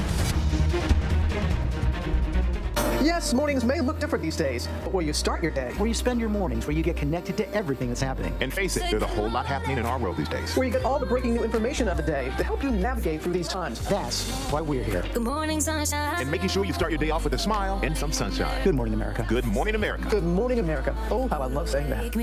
With so much at stake, so much on the line, more Americans turn here than any place else. ABC News World News Tonight with David Muir. We have made it through another week together. America's most watched program across all of television. Mike Pence, Kamala Harris, the anticipation. We heard from the vice president. He's looking forward to seeing you on that debate stage more than anyone could imagine. Oh, good. Me too. Next Wednesday night, history will be made. The vice presidential debate on ABC.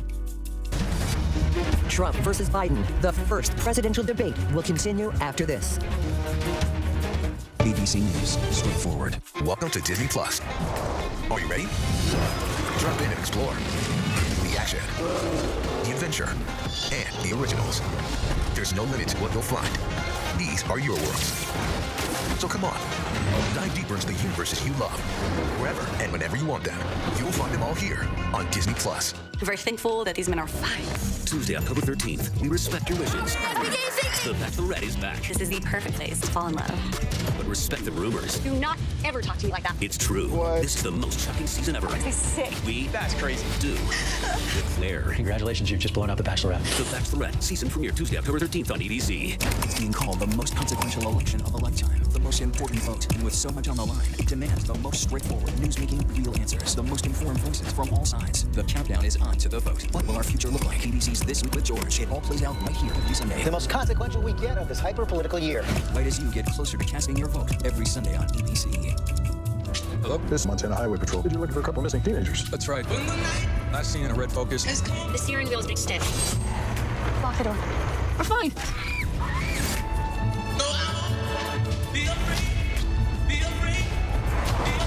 Got ourselves a predicament.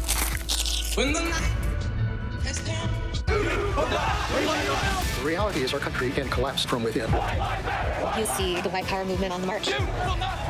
Klansmen and neo-Nazis, skinheads, it's meant to incite war. From the KKK to Oklahoma City to Charlottesville, the new documentary event special. We just need to start talking about race. Homegrown Hate, The War Among Us. This is a real wake-up call. Premieres Tuesday, October 6th, streaming on ABC News Live. Now, with so much on the line, ABC News, America's #1 news, is right there for you live on Hulu with stories of strength, stories of hope. Because now, when it matters most, Hulu has live news. Hulu has live news. Hulu has live news. And that news is ABC News. ABC News Live on Hulu. ABC News Live on Hulu. watch the news you need. Thanks so much for streaming with us. Streaming to all Hulu subscribers right now. Mike Pence, Kamala Harris, the anticipation. We heard from the Vice President. He's looking forward to seeing you on that debate stage more than anyone could imagine. Oh, good. Me too. Next Wednesday night, history will be made. The Vice Presidential Debate on ABC. Just a bit of time left here in our post-debate analysis. Cecilia Vega, you cover the White House every day as our senior White House correspondent.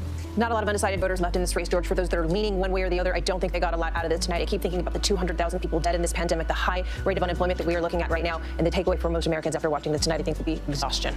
And one of the things we are already seeing online in the wake of this debate, a lot of people wondering, will there be more debates after this? Will we see the final two presidential debates, the vice presidential debates? A lot of people disappointed in what they saw tonight, wondering if it's something we should see again. That's going to be it for us right now. We're going to have much more on Nightline and ABC News Live. Of course, I'll have a lot more tomorrow on Good Morning America. For many of you right now, it's time for your late local news.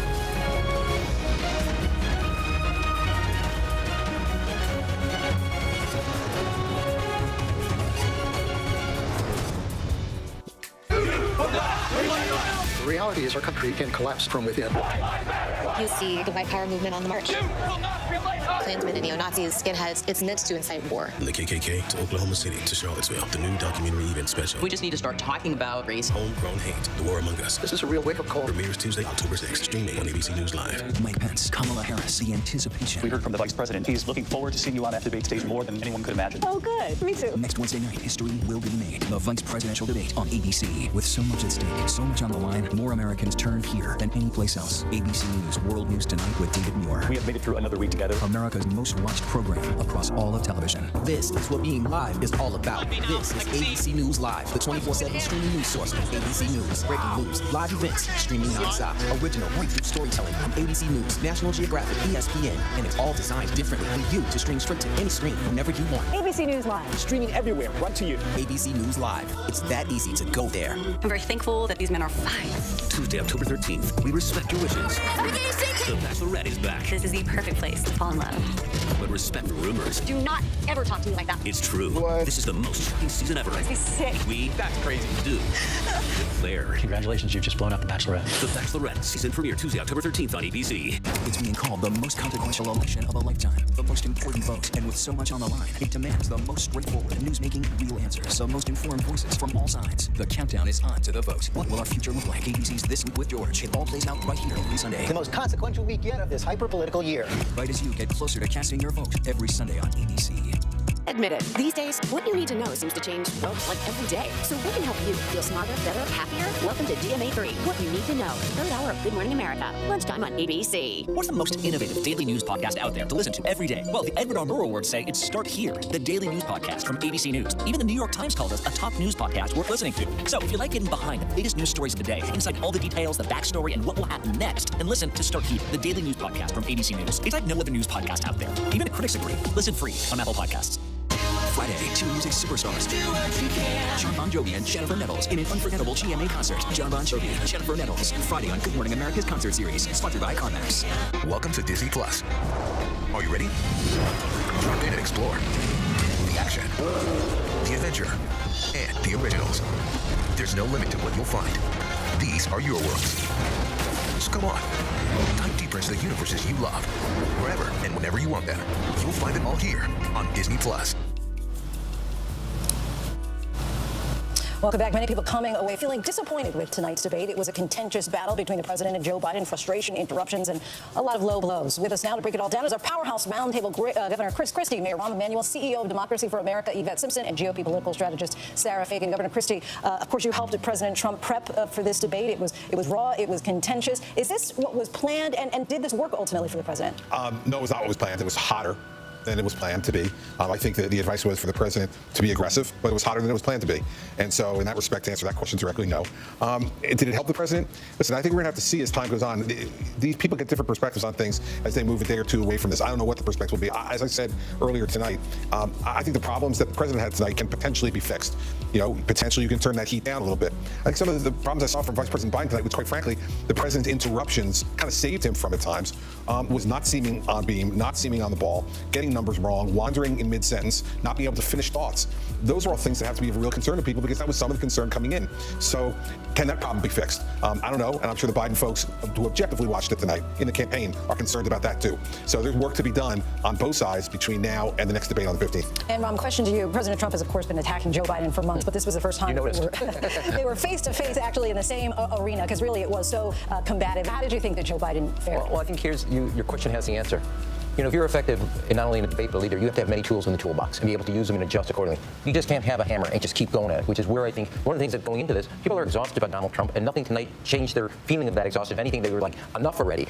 I think Joe Biden had steadier moments when he looked right in the camera and talked about the American people, their family, their future. When he talked about how to handle COVID, what happened, the failure, and what we got to do to turn that around. And it's very hard to be steady. That said, he had steady moments, and at no time, and he also smiled. At no time did either Trump smile, look at the camera, talk to the American people about their lives, their future. Everything was about Joe Biden and attacking. And I'm telling you, you can't have that kind of constant drilling with no anesthesia. And I just think it's not going to wear well. And I think this is the biggest debate because the other two are going to have dramatically different audiences. Therefore, I think Trump lost this debate because he lost it, being who he is, Donald Trump. Many of us thought the taxes were going to be the first question that was asked tonight. Of course, the New York Times reported that Trump paid $750 in federal income taxes in 2016 and 2017. But Trump flat out denied it, instead saying that he paid millions in federal taxes. Sarah, do you think that Americans believe that answer, and how much does it matter? Well, it was such a small portion of this debate. It's hard to remember anything from debate, but I think he handled himself fine in that questioning. It's consistent with what he's been saying for 4 years. I think people took away from this debate the tone, the tenor, the food fight. I don't think they're focused on any of the policy, and I think for President Trump, that's a problem. He needed to go out and make this a choice. He had moments where he did this in the debate, but then it devolved again. And so it's a status quo situation, the debate, which means he didn't get ahead, which is what he needed to do. Yvette, of course, coronavirus was a big issue. 56% of Americans say they disapprove of President Trump's handling of it. Of course, we have 20% of the death toll, but only 4% of the world population.